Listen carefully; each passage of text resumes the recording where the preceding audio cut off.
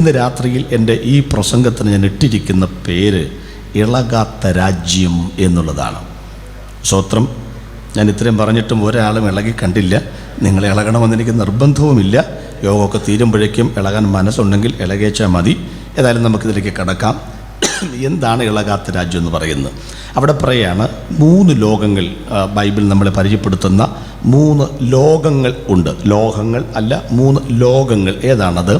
Kenotic passage എന്ന് വേദശാസ്ത്രം വിളിക്കുന്ന ഒരു വേദഭാഗമാണ്. ഫിലിപ്പിയ ലേഖനം 2-ാം അധ്യായത്തിൻ്റെ 6 മുതൽ 11 വരെ. 2-ാമത്തെ നൂറ്റാണ്ട് മുതൽ ദൈവഭക്തന്മാർ ആരാധനയ്ക്ക് വേണ്ടി ആരാധനാലയങ്ങളിലേക്ക് ചെല്ലുമ്പോൾ ഈ വേദഭാഗം ആരോഹണ അവരോഹണ ക്രമത്തിൽ അവർ ഉരുവിട്ടുകൊണ്ടാണ് ആലയത്തിലേക്ക് ചെന്നിരുന്നത്. യേശുക്രിസ്തുവിൻ്റെ ദൈവത്വം മനുഷ്യത്വമായി ഇറങ്ങി വന്നതും തിരികെ ദൈവത്വം പ്രാപിച്ചതും അതിമനോഹരമായി അവതരിപ്പിച്ചിരിക്കുന്ന സുവിശേഷ വേദഭാഗമാണിത്. തൊട്ടെണ്ണിയാൽ 7 14 പോയിന്റുകൾ അവിടെ കിട്ടും. വാക്യം 6 മുതൽ. അവൻ ദൈവരൂപത്തിലിരിക്കെ ദൈവത്തോടുള്ള സമത്വം മുറുകെ പിടിച്ചുകൊള്ളണം എന്ന് വിചാരിക്കാതെ ദാസ രൂപം എടുത്തു. മനുഷ്യ സാദൃശ്യത്തിലായി തന്നെത്താൻ ഒഴിച്ചു. വേഷത്തിൽ മനുഷ്യനായി വിളങ്ങി തന്നെത്താൻ താഴ്ത്തി മരണത്തോളം, ക്രൂശിലെ മരണത്തോളം അനുസരണമുള്ളവനായി തീർന്നു. ഇവിടെയാണ് 7 പോയിന്റുകൾ കിട്ടുന്നത്. അത് കഴിഞ്ഞ് അടുത്ത 7 പോയിന്റുകൾ, അതുകൊണ്ട് പിതാവായ ദൈവം അവനെ ഉയർത്തി എന്ന് പറഞ്ഞാൽ ഉയരത്തിൽ നിന്ന് മനുഷ്യജാതിയെ രക്ഷിക്കുവാൻ ഏതറ്റം വരെ താഴോട്ട് ഇറങ്ങി വരാൻ ദൈവം മനസ്സ് കാണിച്ചതുകൊണ്ട് ആ യേശുക്രിസ്തുവിനെ ദൈവം ഉയർത്തി. ഏതറ്റം വരെ ഉയർത്തിയെന്നറിയാമോ? സകല നാമത്തിനും മേലായ നാമം നൽകി. എന്നിട്ട് പറയുകയാണ്, സ്വർലോകരുടെ മേലാണ്, ഭൂലോകരുടെ നമ്മൾ കാണുന്നതാണ്, അധോലോകരുടെ താഴെയാണ് നരകമാണ്. ഈ 3 ലോകക്കാരുടെയും മുഴങ്കാൽ ഒക്കെയും മടങ്ങുകയും എല്ലാ നാവും യേശു ക്രിസ്തു കർത്താവ്. എൻ്റെ കൺവെൻഷൻ പ്രസംഗങ്ങളിൽ ഏറ്റവും പ്രസിദ്ധമായ 3 പ്രസംഗങ്ങളാണ്. ആരാണ് യേശു, ആരാണ് ക്രിസ്തു, ആരാണ് കർത്താവ്. യൂട്യൂബിലൂടെ നിങ്ങളതൊക്കെ കേട്ടിട്ടുണ്ടാവും, കണ്ടിട്ടുണ്ടാവും. അവിടെ 3 ലോകവും മുഴങ്കാൽ മടക്കുകയും യേശു ക്രിസ്തു കർത്താവ് എന്ന പിതാവായ ദൈവത്തിൻ്റെ മഹത്വത്തിനായി ഏറ്റുപറയും എന്നല്ല, ഏറ്റുപറയുകയും ചെയ്യേണ്ടി വരും. അതൊന്നും ഞാൻ ആവേശം കൊണ്ട് അതിരുവിട്ട് ആ ഭാഗത്തേക്ക് കടക്കുന്നില്ല. ഇവിടെ ഒരു കാര്യം പറയാം. 3 ലോകവും മുഴങ്കാൽ മടക്കുന്ന ഒരു നാമം, അതാണ് നമ്മുടെ കർത്താവായ യേശുക്രിസ്തുവിൻ്റെ നാമം. നമ്മുടെ യോഗത്തിൽ എത്ര പേരുണ്ടെന്ന് ചോദിച്ചാൽ 500 600 1000 പേരോ ആയിക്കോട്ടെ, ദിവസം പറഞ്ഞ സന്തോഷമായിക്കോട്ടെ, 1000 പേരായിക്കോട്ടെ. അല്ല, അത്രയും ആളുണ്ട്, സീറ്റൊന്നും വലിയ കാര്യമില്ല. പുറകിൽ നിങ്ങൾ ആ കസേര അങ്ങോട്ട് നിരത്തി അങ്ങോട്ട് ഇട്ടേച്ചാൽ മതി. ഇനി വരുന്നവരങ്ങോട്ട് ഇരുന്നോളും. ഇടയ്ക്കൊന്നും നിരത്തിടാൻ നോക്കി നിൽക്കേണ്ട കാര്യമില്ല. നമ്മുടെ യോഗത്തിൽ എത്ര പേരുണ്ടെന്ന് വെച്ചാൽ 500 1000 ഉള്ളൂ. പക്ഷേ ലോകത്തിൽ ഒരു യോഗത്തിനും പറയാത്തൊരു പേര് നമ്മൾ പറയും, സുവിശേഷ മഹായോഗം. എന്താണ് മഹായോഗത്തിൻ്റെ പ്രത്യേകത അറിയാമോ? ഇരിക്കുന്നത് ആരാണെന്നല്ല, കൂടി വന്നവരാരാണെന്നുള്ളതല്ല പ്രശ്നം. നമ്മൾ ആരുടെ മുൻപിലാണ് ഇരിക്കുന്നത്, അതാണ് പ്രശ്നം. ആ ദൈവത്തിൻ്റെ വലിപ്പം ഇവിടെ രേഖപ്പെടുത്തുകയാണ്. എന്താണ് ആ ദൈവത്തിൻ്റെ വലിപ്പം? 3/4 ചക്രത്തിൻ്റെ വിലയില്ലാത്ത മരമുട്ടി കൊണ്ട് തീർത്ത് 3-4 പേര് എങ്ങോട്ടോ അങ്ങോട്ടോ എടുത്തുകൊണ്ട് നടക്കുന്ന മുക്കുപണ്ടങ്ങൾ കൊണ്ട് അണയിച്ച് ഒരുക്കിയിരുത്തിയിരിക്കുന്ന ഒരു വിഗ്രഹത്തിൻ്റെ മുൻപിലല്ല ഇന്ന് രാത്രിയിൽ നമ്മൾ ഇരിക്കുന്നത്. ആളുകൾ 600-700 ഉള്ളെങ്കിലും 3 ലോകവും മുഴങ്കാൽ മടക്കുവാൻ യോഗ്യമായ ഒരു നാമത്തിൻ്റെ മുൻപിൽ ഇരിക്കാൻ എന്തിനേറെ പറയുന്നു, 5 ലോകവും മുഴങ്കാൽ മടക്കുന്ന ദൈവത്തെ 5 രൂപ വാടക കസേരയിൽ ഇരുന്നു കൊണ്ട് ആർപ്പിട്ടുകൊണ്ട് ദൈവത്തെ സ്തുതിക്കുവാൻ ഒരവസരം കൊണ്ട് ദൈവം തന്നല്ലോ. അതോർത്ത് ഇന്ന് രാത്രി ഞാൻ ദൈവത്തിന് സ്തോത്രം ചെയ്യുന്നു. അപ്പോൾ ഏത് ലോകമാണ് ഇളകുന്നതെന്നറിയാമോ? ഭൂലോകമാണ് ഇളകുന്നത്. മറ്റ് 2 ലോകങ്ങൾ ഇളകുകയില്ല. 1068 ട്രാൻസ്ലേഷൻ മിസ്റ്റേക്കുകൾ വേദപുസ്തകത്തിൽ മലയാളത്തിലുണ്ട്. പക്ഷേ ഒരു ഭാഗം കറക്റ്റാണ്. മത്തായി 24:3. അവൻ ഒലിവ് മലയിൽ ഇരിക്കുമ്പോൾ ശിഷ്യന്മാർ തനിച്ച് അവൻ്റെ അടുക്കൽ ചെന്നു. അത് എപ്പോൾ സംഭവിക്കുമെന്നും നിന്റെ വരവിനും ലോകാവസാനത്തിനും. ഒറ്റ ലോകമേ അവസാനിക്കുകയുള്ളൂ, മറ്റ് 2 ലോകങ്ങൾ അവസാനിക്കുകയില്ല. സ്വർലോകം അവസാനിക്കുകയില്ല, നരകവും അവസാനിക്കുകയില്ല. അത് രണ്ടും നിത്യതയാണ്. ചില ആൾക്കൊരു സംശയമുണ്ട്, നരകം നിത്യതയാണോ എന്ന് ചോദിക്കുന്നവരുണ്ട്. നരകം നിത്യതയാണ്. യേശുക്രിസ്തു പറയുന്നുണ്ട്, എൻ്റെ പിതാവിനാൽ ശപിക്കപ്പെട്ടവരെ പിശാചിനും അവൻ്റെ ദൂതന്മാർക്കും ഒരുക്കിയിരിക്കുന്ന, അടുത്ത വാക്കെന്ന് പറഞ്ഞ്, നിത്യ അഗ്നിയിലേക്ക് പോകുവീൻ എന്ന് പറഞ്ഞാൽ സ്വർഗത്തിൽ ചെന്നാൽ അവിടെ നരകത്തിലേക്ക് പോകാൻ പറ്റില്ല, നരകത്തിൽ ചെന്നാൽ അവിടെ സ്വർഗത്തിലേക്ക് പോകാനും പറ്റില്ല. എന്ന് പറഞ്ഞാൽ മരണശേഷം ഒരു കർമ്മക്രിയകൾ കൊണ്ടും അരക്കഴഞ്ച് ഒരുത്തൻ്റെ ആത്മാവിനെ അനക്കാൻ പറ്റില്ല. അത് തന്നെയാണ് ഈ പറഞ്ഞതിൻ്റെ അർത്ഥം. അപ്പോൾ ജീവിച്ചിരിക്കുമ്പോഴാണ് എവിടെ പോകുന്നു എന്ന് തീരുമാനിക്കേണ്ടത് എന്നാണ് ഈ പറഞ്ഞതിൻ്റെ സാരാംശം. അപ്പോൾ ഈ ഭൂലോകം നശിക്കും. ഈ ഭൂലോകത്തിലുള്ള ആളുകളാണ് ഈ രണ്ട് ലോകത്തിലേക്ക് പോകേണ്ടത്. സ്വർലോകത്തിലേക്ക് പോകേണ്ടവരും നമ്മളാണ്, നരകത്തിലേക്ക് പോകേണ്ടതും നമ്മളാണ്. ആ രണ്ട് ലോകത്തിൻ്റെ പണികളൊക്കെ കഴിഞ്ഞു, റിബൺ വലിച്ചു കിട്ടി താലവും കത്രികയും ഉദ്ഘാടകനെ കാത്തിരിക്കുന്നത് പോലെ സ്വർലോകവും നരകവും ഉദ്ഘാടകന്മാരെ കാത്തിരിക്കുകയാണ്. സ്വർലോകം ഉദ്ഘാടനം ചെയ്യാൻ ഇതുവരെ മനുഷ്യരാരും പോയിട്ടില്ല. നരകത്തിലേക്കും മനുഷ്യരാരും പോവില്ല കേട്ടോ എന്ന് കരുതി ആരും വിഷമിക്കേണ്ട കാര്യമില്ല. നരകത്തിലേക്ക് ആരാ പോകുന്നത്? പിശാചിനും അവൻ്റെ ദൂതനും ഒരുക്കിയിരിക്കുന്ന നരകം. അപ്പോൾ നമ്മൾ നരകത്തിൽ പോകണമെങ്കിൽ എന്ത് ചെയ്യണം? ഇങ്ങനെ നല്ലവരായിട്ട് ജീവിച്ചാലൊന്നും പോകാൻ പറ്റില്ല.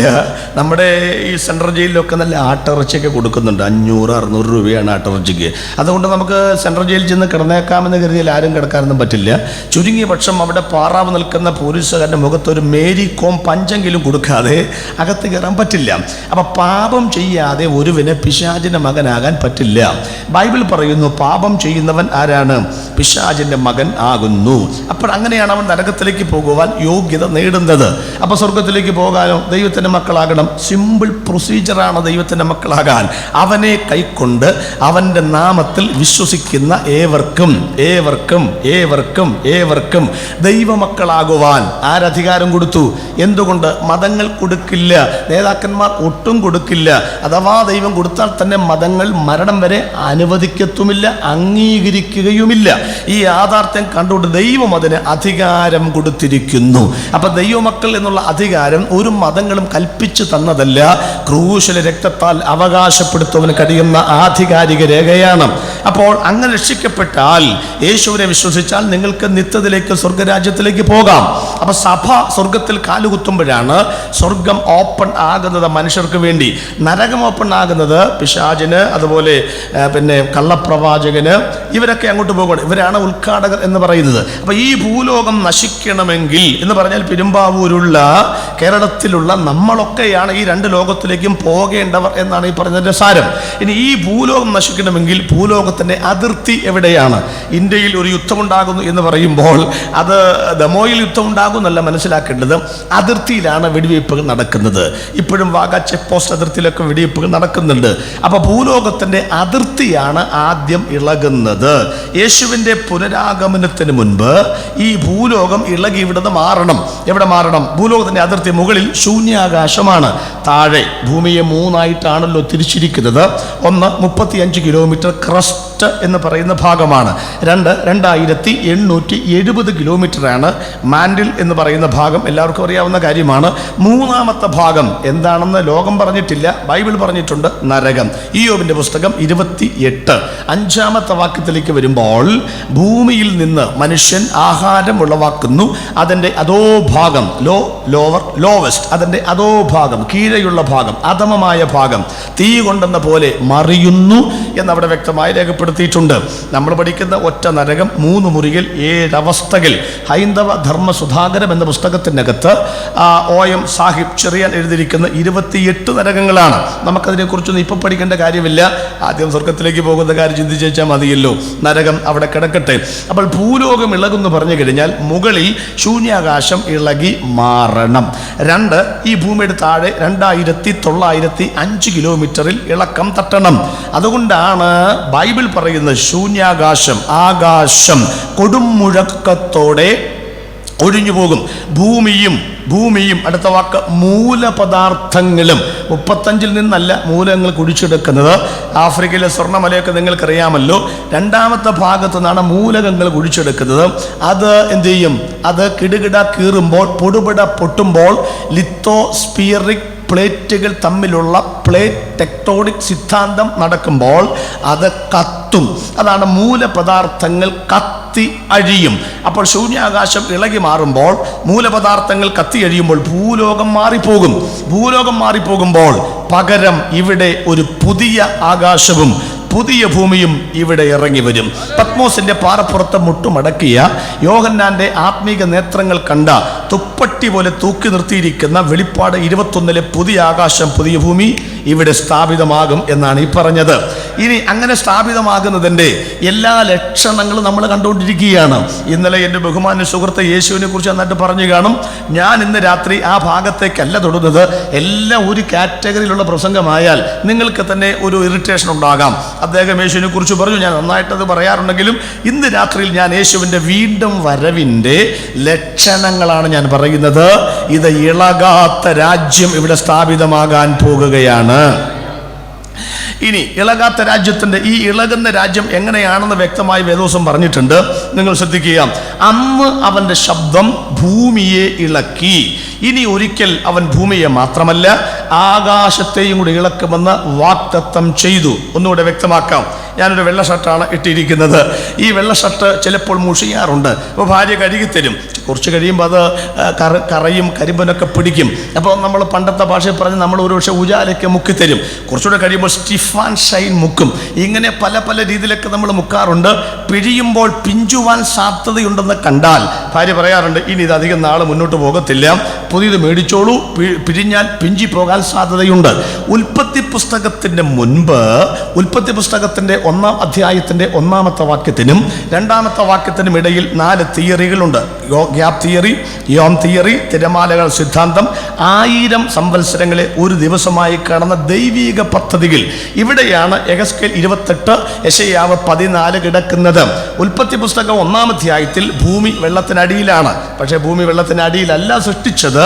136-ാമത്തെ സങ്കീർത്തനത്തിൻ്റെ 6-ാമത്തെ വാക്യത്തിലുണ്ട്, ഭൂമിയെ വെള്ളത്തിന്മേൽ വിരിച്ചവന് അവൻ്റെ ദയ എന്നേക്കുമുള്ളത്. അപ്പോൾ മേൽ വിരിച്ച ഭൂമിയാണ് താഴോട്ട് വന്നത്. അതുകൊണ്ട് ഭൂമിയെ കഴുകി ശുദ്ധീകരിച്ച്, പാപം ചെയ്ത ഭൂമിയെ കഴുകി ശുദ്ധീകരിച്ച് നല്ല ഉജാല മുക്കിയിട്ട് ആദാമിന് കൊടുത്തേച്ചു പറഞ്ഞു, മര്യാദയ്ക്ക് ജീവിക്കണം, കറയും കളകവും പിടിപ്പിക്കരുത്. പറഞ്ഞ് നാവിടുത്തില്ല. 5-6 അധ്യായം വന്നപ്പോഴേക്കും നോഹയുടെ കാലഘട്ടമായി. വിറ്റും നട്ടും തിന്നും കുടിച്ചും പോരുന്ന കാലഘട്ടം, സുവിശേഷം ആരും കേൾക്കാത്ത ഒരു കാലഘട്ടം. അതുകൊണ്ട് ദൈവം നോഹയുടെ കാലഘട്ടത്തിൽ അരരാത്ത് വരെ വെള്ളത്തിൽ മുക്കിയിട്ട് നമ്മുടെ ഭാഷയിൽ സ്റ്റിഫാൻ ഷൈൻ മുക്കിക്കൊടുത്തിച്ചു പറഞ്ഞു, ഇനി ഈ ഭൂമിയെ പാപജ നശിപ്പിക്കരുത്, നശിപ്പിച്ചാൽ ഞാൻ വെള്ളത്തിനകത്തിട്ട് കഴുകുകയില്ല. ഇവിടത്തെ അലക്കുകാരൻ പിഴിയുന്ന പോലല്ല, ഓൾ മൈറ്റി ഗോഡ്, സർവശക്തനായ ദൈവമാണ് പിഴിയുന്നത്. അതുകൊണ്ട് ഞാൻ പിഴിയുമ്പോൾ പിഞ്ചിപ്പോകാൻ സാധ്യതയുണ്ട്. അതുകൊണ്ട് ഇനി നിങ്ങൾ നോഹയുടെ കാലഘട്ടം പോലെ പാപം വർദ്ധിപ്പിച്ചാൽ ഭൂമിയെ ഞാൻ വെള്ളത്തിനകത്തിട്ട് കഴുകത്തില്ല. തെളിവിനായി എൻ്റെ വില്ല് ഞാൻ മേഘത്തിൽ വെക്കുന്നു. അതാണ് നമ്മൾ മഴവില്ല് കാണുന്നത്. പകരം ഇനി നിങ്ങൾ നോഹയുടെ കാലഘട്ടം പോലെ ഭൂമിയെ വരുത്തിയാൽ ഞാനതിനെ കത്തിച്ചു കളഞ്ഞിട്ട് പുതിയ ഭൂമി നിങ്ങൾക്ക് തരും. ആ ഭൂമിയെക്കുറിച്ചാണ് ഇന്ന് രാത്രി നമ്മൾ പ്രസംഗിക്കുന്നത്. കഴിഞ്ഞ വർഷത്തിലെ ഏറ്റവും വലിയ ദുരന്തം എന്താണെന്ന് ചോദിച്ചാൽ ആളുകൾ പറയും, ഈ കഴിഞ്ഞ ഡിസംബർ മാസം 31-നൊക്കെ പള്ളിയിലും പ്രാർത്ഥനാലയങ്ങളിലും ഭയങ്കര ജനത്തിരക്കായിരുന്നു. കാരണം എന്നാണെന്നറിയാമല്ലോ, ഈ കഴിഞ്ഞ ഒരു വർഷം കടന്നുപോയതുപോലെ പ്രതിസന്ധിയിലൂടെ ആരാ കടന്നു പോയിട്ടുള്ളത്? എല്ലാവർക്കും ജലപ്രളയമാണ് വിഷയം, ജലപ്രളയമാണ് വിഷയം. എനിക്ക് വന്ന കോളുകൾക്ക് കണക്കില്ല. ഞാനാണെങ്കിൽ എസ്കറ്റോളജി ബൈബിൾ കോളേജിലും മറ്റു സ്ഥലത്തൊക്കെ പഠിപ്പിക്കുന്ന ആളായതുകൊണ്ട് എന്നോട് ചോദിച്ചു, ആശ്രയം ലോകം അവസാനിക്കാൻ പോവുകയാണോ, ലോകം അവസാനിക്കാൻ പോവുകയാണോ, എന്തിനാണ് ഈ കൊക്കും കാക്കയും പറക്കുന്നത്? നമുക്കൊരു കുഴപ്പമെന്നാണെന്നറിയാമോ? മലയാളിയെ സംബന്ധിച്ച് ഒരു പ്രശ്നം ഉണ്ടാകുമ്പോഴേക്കും ഉടനെ കിഴക്കോട്ട് തിരിയും, ഒരു മെഴുതിരിക്ക് പകരം ഒരു കൂടി മെഴുതി കത്തിക്കും, ഈശോ മിശിഹായെ വിളിച്ച് അങ്ങോട്ട് ഉരുണ്ട് നേർച്ച നടത്തും, 51 വെള്ളിയാഴ്ച ഉപവാസ പ്രാർത്ഥന പ്രഖ്യാപിക്കും. അതങ്ങോട്ട് കഴിഞ്ഞാൽ തീർന്നു എന്ന്. പിന്നെ യാതൊരു ഭക്തിയും ഭയൊന്നും അതിനകത്തില്ല. നമുക്കറിയാമല്ലോ, സുനാമി എന്നും പറഞ്ഞൊരു സാധനം വന്നു. ഇന്തോനേഷ്യയുടെ സമീപത്തുള്ള സുമാത്ര ദ്വീപിൽ നിന്ന് 2461 കിലോമീറ്റർ ദൂരത്തേക്ക് ഒരു സൂപ്പർ സോണിക് വിമാനത്തിന്റെ വേഗതയിൽ സമുദ്ര നിരപ്പിൽ നിന്ന് 30 അടി ഉയരത്തിൽ ജാപ്പനീസ് ഭാഷയിൽ വിളിക്കുന്ന സുനാമി വെള്ളിത്തിരമാല വന്നു. അത് കഴിഞ്ഞ് ഒരാഴ്ച കഴിഞ്ഞപ്പോഴുണ്ടല്ലോ, ഞാൻ ചാലക്കുടിയിലാണെന്ന സുവിശേഷ പ്രവർത്തനം. രാവിലെ ബസ് കയറാൻ നിൽക്കുമ്പോൾ ഒരു പത്രക്കാരൻ വന്ന് ഒരു പത്രം ചായക്കടകത്തോട്ട് ചുഴറ്റി എറിഞ്ഞിട്ട് ചോദിക്കുകയാണ്, ചേട്ടാ ഒരു സുനാമി ഇങ്ങോട്ട് എടുത്തോളാൻ പറഞ്ഞു. ഞാൻ ചോദിച്ചു, എന്തൊട്ട് സുനാമി? അല്ല, പാലൊഴിക്കാത്ത കട്ടൻ ചായക്ക് പുള്ളിയിട്ട പേരാണ് സുനാമി. മലയാളിക്ക് ഇത്രയേ ഉള്ളൂന്ന്. ഇപ്പം ജലപ്രളയം അങ്ങോട്ട് വന്നു കഴിഞ്ഞു, നമ്മൾ ആകെപ്പാടെ ഭയങ്കരമായിട്ട് അങ്ങനെയാണ് ഇങ്ങനെയായിരുന്നു. ഇപ്പോഴാർക്കാണ് ആ പേടിയുള്ളത്? അങ്ങനെ പേടിയേ ഇല്ല. പിന്നെ എന്തിനാണ് പ്രളയം വന്നേന്നറിയാമോ? ഞങ്ങൾ പറഞ്ഞു ജലപ്രളയത്താൽ ഭൂമിയെ നശിപ്പിക്കുക ദൈവം പറഞ്ഞിട്ടില്ല. ദൈവം പറഞ്ഞിട്ടുള്ളത് പ്രളയത്താൽ ഭൂമിയെ നശിപ്പിക്കുകയില്ലെന്നാണ് പറഞ്ഞത്.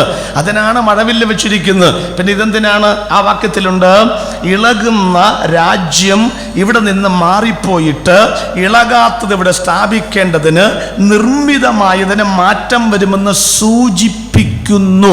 പണ്ടൊക്കെ ഞാൻ വേങ്ങൂർ മാർക്കോമ ഹൈസ്കൂൾ സമരം ചെയ്യുമ്പം ഞങ്ങൾക്കൊരു വാചകമുണ്ട്, മുദ്രാവാക്യം, സൂചനയാണിത്, സൂചനയാണ്, സൂചന കണ്ട്. നിങ്ങൾ സമരം ചെയ്തിട്ടുണ്ടല്ലേ? ഞാൻ വിചാരിച്ചു ഞാൻ മാത്രമേ അങ്ങനെ തലകുത്തി നടന്നോളൂന്ന്. അപ്പൊ സൂചന കണ്ട് പഠിച്ചില്ലെങ്കിൽ, അപ്പൊ 2018 കേരളത്തിൽ വന്ന സൂചന എന്താണെന്നറിയാമോ? ഇത് ഇളകുന്നതാണെന്നൊരു സൂചന തന്നതാണ്. ആ സൂചന ഉറങ്ങിക്കിടക്കാനുള്ളതല്ല. ചാരം മൂടിയ തീക്കനൽ കണക്കെ ഈ നടക്കുന്ന അല്ലപ്രയുടെ 27ാമത്തെ കൺവെൻഷനിൽ ഊതുമ്പോൾ ചാരം പറന്നു പോകണം. അരണി കടഞ്ഞ അഗ്നി പുറത്തു വരുന്ന പോലെ അകത്ത് കിടക്കുന്ന ആത്മീക ഉണരണം. നിത്യത്തിലേക്ക് പറന്നു പോകുവാൻ ജനങ്ങൾ തയ്യാറാകണം. അതാണ് ഇവിടെ ഞങ്ങൾ ആഗ്രഹിക്കുന്ന കാതലായ വിഷയമെന്നുള്ളത്. എന്താ സൂചന? എന്തെല്ലാം സൂചന നമ്മൾ പഠിച്ചു കഴിഞ്ഞു പ്രിയപ്പെട്ടവര്. ഇവിടെ ഈ ജലപ്രളയം വന്ന സമയത്തൊക്കെ ഞാൻ ഇവിടെ ഈ കൊരട്ടി കറൂറ്റിലാണ് ഇപ്പോൾ ഒരു വീടൊക്കെ വാങ്ങി അവിടെ താമസിക്കുന്നത്. ദുരിതാശ്വാസ ക്യാമ്പുകൾ പലയിടത്തും തുറന്നു. ഞാനും എൻ്റെ മരുമോനൊക്കെ കൂടിയിട്ട് ഇങ്ങനെ പല സ്ഥലത്തും അരിയും തുണിയും പയറൊക്കെ കൊടുക്കാൻ വേണ്ടിയിട്ട് ഇങ്ങനെ പോയി നടന്നൊരു സമയമുണ്ട്. അപ്പൊ സൂചനയാണിത്, സൂചനയാണ്. ഒരു കാര്യം നിങ്ങൾ ശ്രദ്ധിച്ചോളും. എന്നോടൊരു അപ്പച്ചൻ പറയാറുണ്ടായിരുന്നു, ഉപദേശി, ഞാൻ എന്ത് ചെയ്താലും ശരി നിങ്ങളുടെ പ്രാർത്ഥനാ ഹാളിൽ ഞാൻ കയറില്ല. എന്നെ തല്ലിക്കൊന്നാലും ശരി നിങ്ങളുടെ പ്രാർത്ഥനാ ഹാളിൽ ഞാൻ കയറില്ല. ഞാനൊന്നും പറയാറില്ല, കാരണം അപ്പച്ചനല്ലേ, പറയാനൊക്കെ പരിമിതി ഉണ്ടല്ലോ. ഏതായാലും ഒരു സ്ഥലത്ത് നിന്ന് ബൈബിൾ ക്ലാസ് എടുക്കുന്ന സമയത്ത്, ദുരിതാശ്വാസ ക്യാമ്പാണ് കേട്ടോ, ക്ലാസ് എടുക്കുന്ന സമയത്ത് അവിടെ ഒരു അപ്പച്ചൻ ഇരിക്കുന്നു. 9:30 അവിടെ ആർക്കും ക്ലാസ് അവസാനിപ്പിക്കണ്ട. അവർ പറഞ്ഞു, സാറേ കുറച്ചും കൂടെ ക്ലാസ് എടുക്ക്, കുറച്ചും കൂടെ ക്ലാസ് എടുക്ക്. ഇവിടെ 9 മണിയാകുമ്പോഴേക്ക് നിങ്ങൾ വാച്ച് കെട്ടിയ കൈകൊണ്ട് കല്ലേലി എന്നൊക്കെ പറഞ്ഞു കളയും. അവിടെ ആർക്കും എങ്ങോട്ടും പോകണ്ട. ഞാൻ അങ്ങനെ നോക്കുമ്പോഴുണ്ട് ഒരു അപ്പച്ചൻ അവിടെ ഇരിക്കുന്നു. ഏതപ്പച്ചനെന്നറിയാമോ? ചത്താലും ഞാൻ പ്രയർ ഹോളിൽ കയറൂല എന്ന് പറഞ്ഞൊരു അപ്പച്ചൻ അവിടെ ഇരുന്ന് ബൈബിൾ ക്ലാസ്സിനകത്ത് അറ്റൻഡ് ചെയ്തുകൊണ്ടിരിക്കുകയാണെന്ന്. അപ്പൊ കാര്യം വല്ലതും മനസ്സിലായോ? പുച്ഛിക്കുന്നതിനെ ചുംബിപ്പിക്കുന്നവനാണ് ദൈവം. പുറം കാലുകൊണ്ട് തട്ടിക്കളഞ്ഞാൽ കരങ്ങൾ കൊണ്ട് കെട്ടിപ്പിടിക്കുന്ന ഒരു കാലം വരും. ഈ സുവിശേഷം എൻ്റെ പടി കയറരുത് എന്ന് പറഞ്ഞാൽ അതിനെ വിളിച്ചു പ്രാർത്ഥിക്കുന്ന ഒരു കാലം നിങ്ങളുടെ ജീവിതത്തിൽ വരും. നിങ്ങൾ അധരങ്ങൾ കൊണ്ട് വേണ്ട എന്ന് പറഞ്ഞാൽ ആലിംഗനം ചെയ്യുന്ന ഒരു കാലം നിങ്ങളുടെ ജീവിതത്തിൽ വരും. ഈ പുസ്തകത്തിന്റെ പേജ് നിങ്ങൾ വലിച്ചു കീറിയാൽ പിടയ്ക്കുന്ന നെഞ്ചിൽ ഈ പുസ്തകം വെച്ച് അന്ത്യശ്വാസം വലിക്കുന്ന ഒരു കാലം വരും. വിശ്വസിക്കുന്നവർക്കായി ഇന്ന് രാത്രി ഞങ്ങൾ ദൈവത്തിന് സ്തോത്രം ചെയ്യുന്നു. ദുരിതാശ്വാസ ക്യാമ്പിൽ നിന്ന് ആർക്കും പോകണമെന്നില്ല എന്നായി പറഞ്ഞതിന്റെ അർത്ഥം. എന്നെ പൊന്നെ, നമ്മുടെ കൊച്ചിക്കാരൻ്റെ ഒരു വോയിസ് ക്ലിപ്പ് നിങ്ങൾ കേട്ടില്ലേ? അവന് ഈ ദുരിതാശ്വാസ ക്യാമ്പിൽ ചെന്നിട്ട് വീട്ടിൽ പോകണമെന്നില്ല. ഞാൻ അതേപോലെ തന്നെ പറയാറുണ്ട്. അവൻ്റെ വോയിസ് ക്ലിപ്പാണ് കേട്ടോ. എടാ പ്രാഞ്ചിയെ, ഇവിടെ ഭയങ്കര സുഖാടാ, ഇവിടെ ഞാൻ ഈ മാട്ടിറച്ചി മാത്രം തിന്നാണ് ജീവിച്ചിട്ടുള്ളത്. ദുരിതാശ്വാസ ക്യാമ്പ് അടക്കല്ലേ, ദുരിതാശ്വാസ ക്യാമ്പ് അടക്കല്ലേ എന്നാണ് അവൻ്റെ ഏക പ്രാർത്ഥന. അപ്പൊ ആളുകൾ പഠിച്ചില്ലേ കുറെ കാര്യങ്ങൾ. ഈ നിങ്ങൾക്കറിയാമല്ലോ, ലംബോർഗിനി എന്നൊക്കെ പറഞ്ഞ് ഒരു വണ്ടിയെക്കുറിച്ചൊരു കമന്റ് ഇവിടെ വരികയുണ്ടായി. വരെ സ്വർണത്തിൽ പണിതിരിക്കുന്ന ബ്രൂണൈ സുൽത്താന്റെ കൊട്ടാരത്തിലാണ് 21 ഹെലികോപ്റ്റർ മേടിച്ച് അങ്ങോട്ടും ഇങ്ങോട്ടൊക്കെ പോകാനുള്ള കാശ് ദൈവം തമ്പുരാൻ കൊടുത്തിട്ടുണ്ട്. പക്ഷെ ഞാൻ ആക്ഷേപിക്കുകയല്ല. അതൊക്കെ പറഞ്ഞു കഴിഞ്ഞ് ഒരാഴ്ച കഴിഞ്ഞപ്പം പോയ വണ്ടി ഞാൻ കണ്ടു. ചെമ്പോർഗിരിക്കകത്താണ് കയറിപ്പോയത്. എന്ന് പറഞ്ഞാൽ ഹെലികോപ്റ്റർ മേടിക്കാൻ കാശുള്ളയാള് ഒരു ചെരുവത്തിനകത്താണ് കയറിപ്പോയത്. അടുത്ത കാര്യം കേൾക്കണോ? ഒരു ചെരുവം മേടിക്കാൻ കാശില്ലാത്തൊരു ചേച്ചി ഹെലികോപ്റ്ററിനകത്താണ് കയറിപ്പോയത്. ആ ചേച്ചി അറിഞ്ഞുകൊണ്ട് കയറിപ്പോയതല്ല. രാവിലെ മുതൽ യുദ്ധസമാനമായ അന്തരീക്ഷമാണ്. വീടിന്റെ മുകളിൽ കയറി നിന്ന് ഹെലികോപ്റ്ററിന് ടാറ്റ കൊടുത്തേക്കാൻ കാണാത്തൊരു സാധനമാണല്ലോ എന്ന് പറഞ്ഞ് കയറിയെന്നാണ്. ടാറ്റ കൊടുത്തപ്പോൾ ഹെലികോപ്റ്ററുകാർ വിചാരിച്ചു രക്ഷിക്കണേ എന്നായിരിക്കും പറയുകയാണ്. നേരെ വണ്ടി താഴോട്ട് ഇറങ്ങി വന്നു. യാക്കോബിന്റെ അടുത്ത് ഗോവണി ഇറങ്ങി വന്നു. ഒരു ഗോവണി ഇങ്ങോട്ട് ഇറങ്ങി വന്നു. ഞാൻ നിങ്ങൾ രക്ഷിക്കാൻ വിളിച്ചതല്ല എന്നൊക്കെ മലയാളത്തിൽ പറഞ്ഞു നോക്കി. അത് അവർക്ക് മനസ്സിലായില്ല.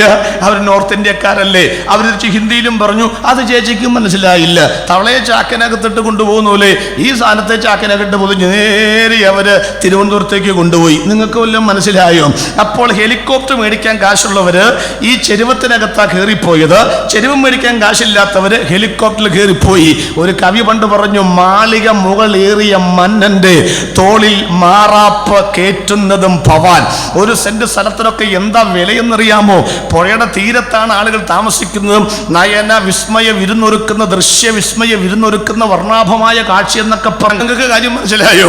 ഇനി അതിനകത്തോട്ട് ആരും കയറിപ്പോകാനില്ലെന്ന് വെള്ളത്തിലേക്ക് നമ്മൾ വലിച്ചെറിഞ്ഞ നമ്മുടെ പിതാക്കന്മാര് നമ്മുടെ പിള്ളേര് കാർക്കിച്ച് തുപ്പിയത്, പഴം തുണി ഇട്ടത്, പ്ലാസ്റ്റിക്കിന്റെ കൂടുകൾ വലിച്ചെറിഞ്ഞത്, ഇവിടുത്തെ മിനറൽ വാട്ടറിന്റെ കുപ്പി, എൻ്റെ പൊന്നെ 19 കൊല്ലമായി 100 കൊല്ലമായി നമ്മൾ വെള്ളത്തിലേക്ക് വലിച്ചെറിഞ്ഞത് എല്ലാ അധ്യായങ്ങളെ അവർ വിളിക്കുന്ന പേര് യഹൂദീയ അധ്യായങ്ങൾ എന്നാണ് വിളിക്കുന്നത്. ഒന്നുകൂടെ വ്യക്തമായി പറഞ്ഞാൽ യഹൂദന്റെ മുപ്പിരിച്ചരട് എന്നാണ് ഈ 3 അധ്യായങ്ങളെ വിളിക്കുന്നത്. ഈ 3 അധ്യായങ്ങളിലും പഴയ പുതിയ നിയമങ്ങളുടെ നിരവധി അനവധി പേജുകളിൽ ചിതറി വിതറിക്കിടക്കുന്ന 150 ലക്ഷണങ്ങളാണ് യേശുക്രിസ്തുവിന്റെ പുനരാഗമനത്തിന് മുൻപ് നടക്കേണ്ടത്. ആ 150 ലക്ഷണങ്ങളെ പഠിക്കുവാൻ ഉള്ള സൗകര്യത്തിന് 4ആയി തിരിക്കുന്നു. 1, ഇസ്രായേൽ എന്ന രാജ്യത്ത് മാത്രം നടക്കുന്ന ലക്ഷണങ്ങൾ. 2, ഇസ്രായേൽ ഒഴികെയുള്ള മറ്റ് ലോകരാജ്യങ്ങളിൽ നടക്കുന്ന ലക്ഷണങ്ങൾ. 3, ദൈവസഭയിൽ നടക്കുന്ന ലക്ഷണങ്ങൾ. 4, ഈ പ്രപഞ്ചത്തിൽ നടക്കുന്ന ലക്ഷണങ്ങൾ. എഴുത്ത് ഭാഷയിൽ ഇങ്ങനെ വേണമെങ്കിൽ പറയാം: ഇസ്രായേല്യ ലക്ഷണങ്ങൾ, ജാതീയ ലക്ഷണങ്ങൾ, സഭാ ലക്ഷണങ്ങൾ, പ്രാപഞ്ചിക ലക്ഷണങ്ങൾ. ലക്ഷ്യങ്ങൾ അല്ലെങ്കിൽ മാർഗീയ എന്നൊക്കെ ഒരു പദപ്രയോഗമുണ്ട്, നമുക്കത് ആവശ്യമില്ല. 150 ലക്ഷണങ്ങളെ 4ആയിട്ട് തിരിക്കുന്നു: ഇസ്രായേൽ ലക്ഷണങ്ങൾ, ജാതീയ ലക്ഷണങ്ങൾ, സഭാ ലക്ഷണങ്ങൾ, പ്രാപഞ്ചിക ലക്ഷണങ്ങൾ. 1, ഇസ്രായേൽ ലക്ഷണങ്ങൾ.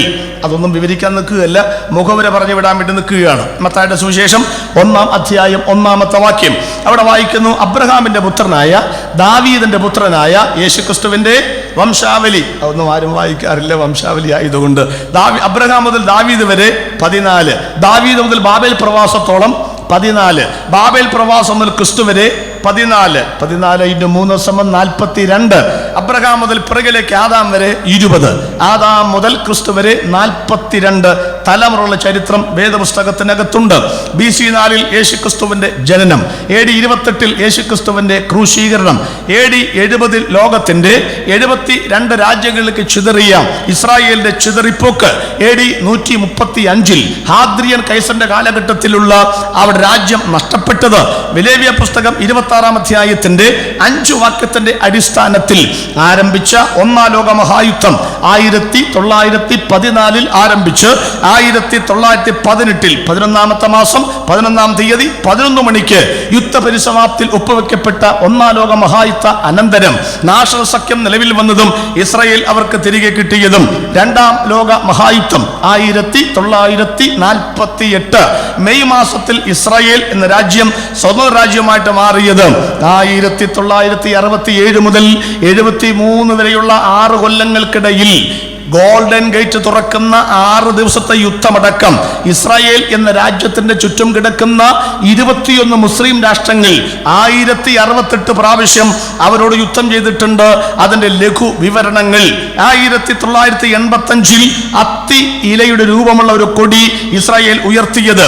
ഇന്ന് ഗാസ മുനമ്പിൽ വെസ്റ്റ് ബാങ്കിൽ നടക്കുന്ന പശ്ചിമേഷ്യൻ സംഘർഷാവസ്ഥകൾ, ഉൽപ്പത്തി 15 പറയുന്ന നദി മുതൽ നദി വരെ എന്ന ഭൂപ്രദേശം ഇനി ഒരിക്കലും ഇസ്രായേലിന് തിരികെ കിട്ടുകയില്ല എന്നുള്ളതിന്റെ വസ്തുതാപരമായ സംഗതികൾ.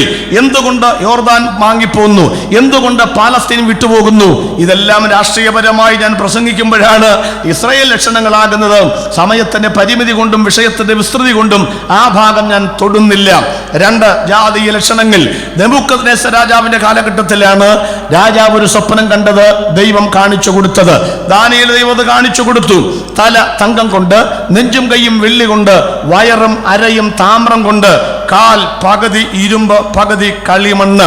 1-ാമത്തെ സാമ്രാജ്യം എന്ന് ലോകചരിത്രം പറയുന്ന ബാബിലോൺ സാമ്രാജ്യം. 2, മേദ്യരും പാർസ്യരും അടങ്ങുന്ന 2-ാമത്തെ സാമ്രാജ്യം.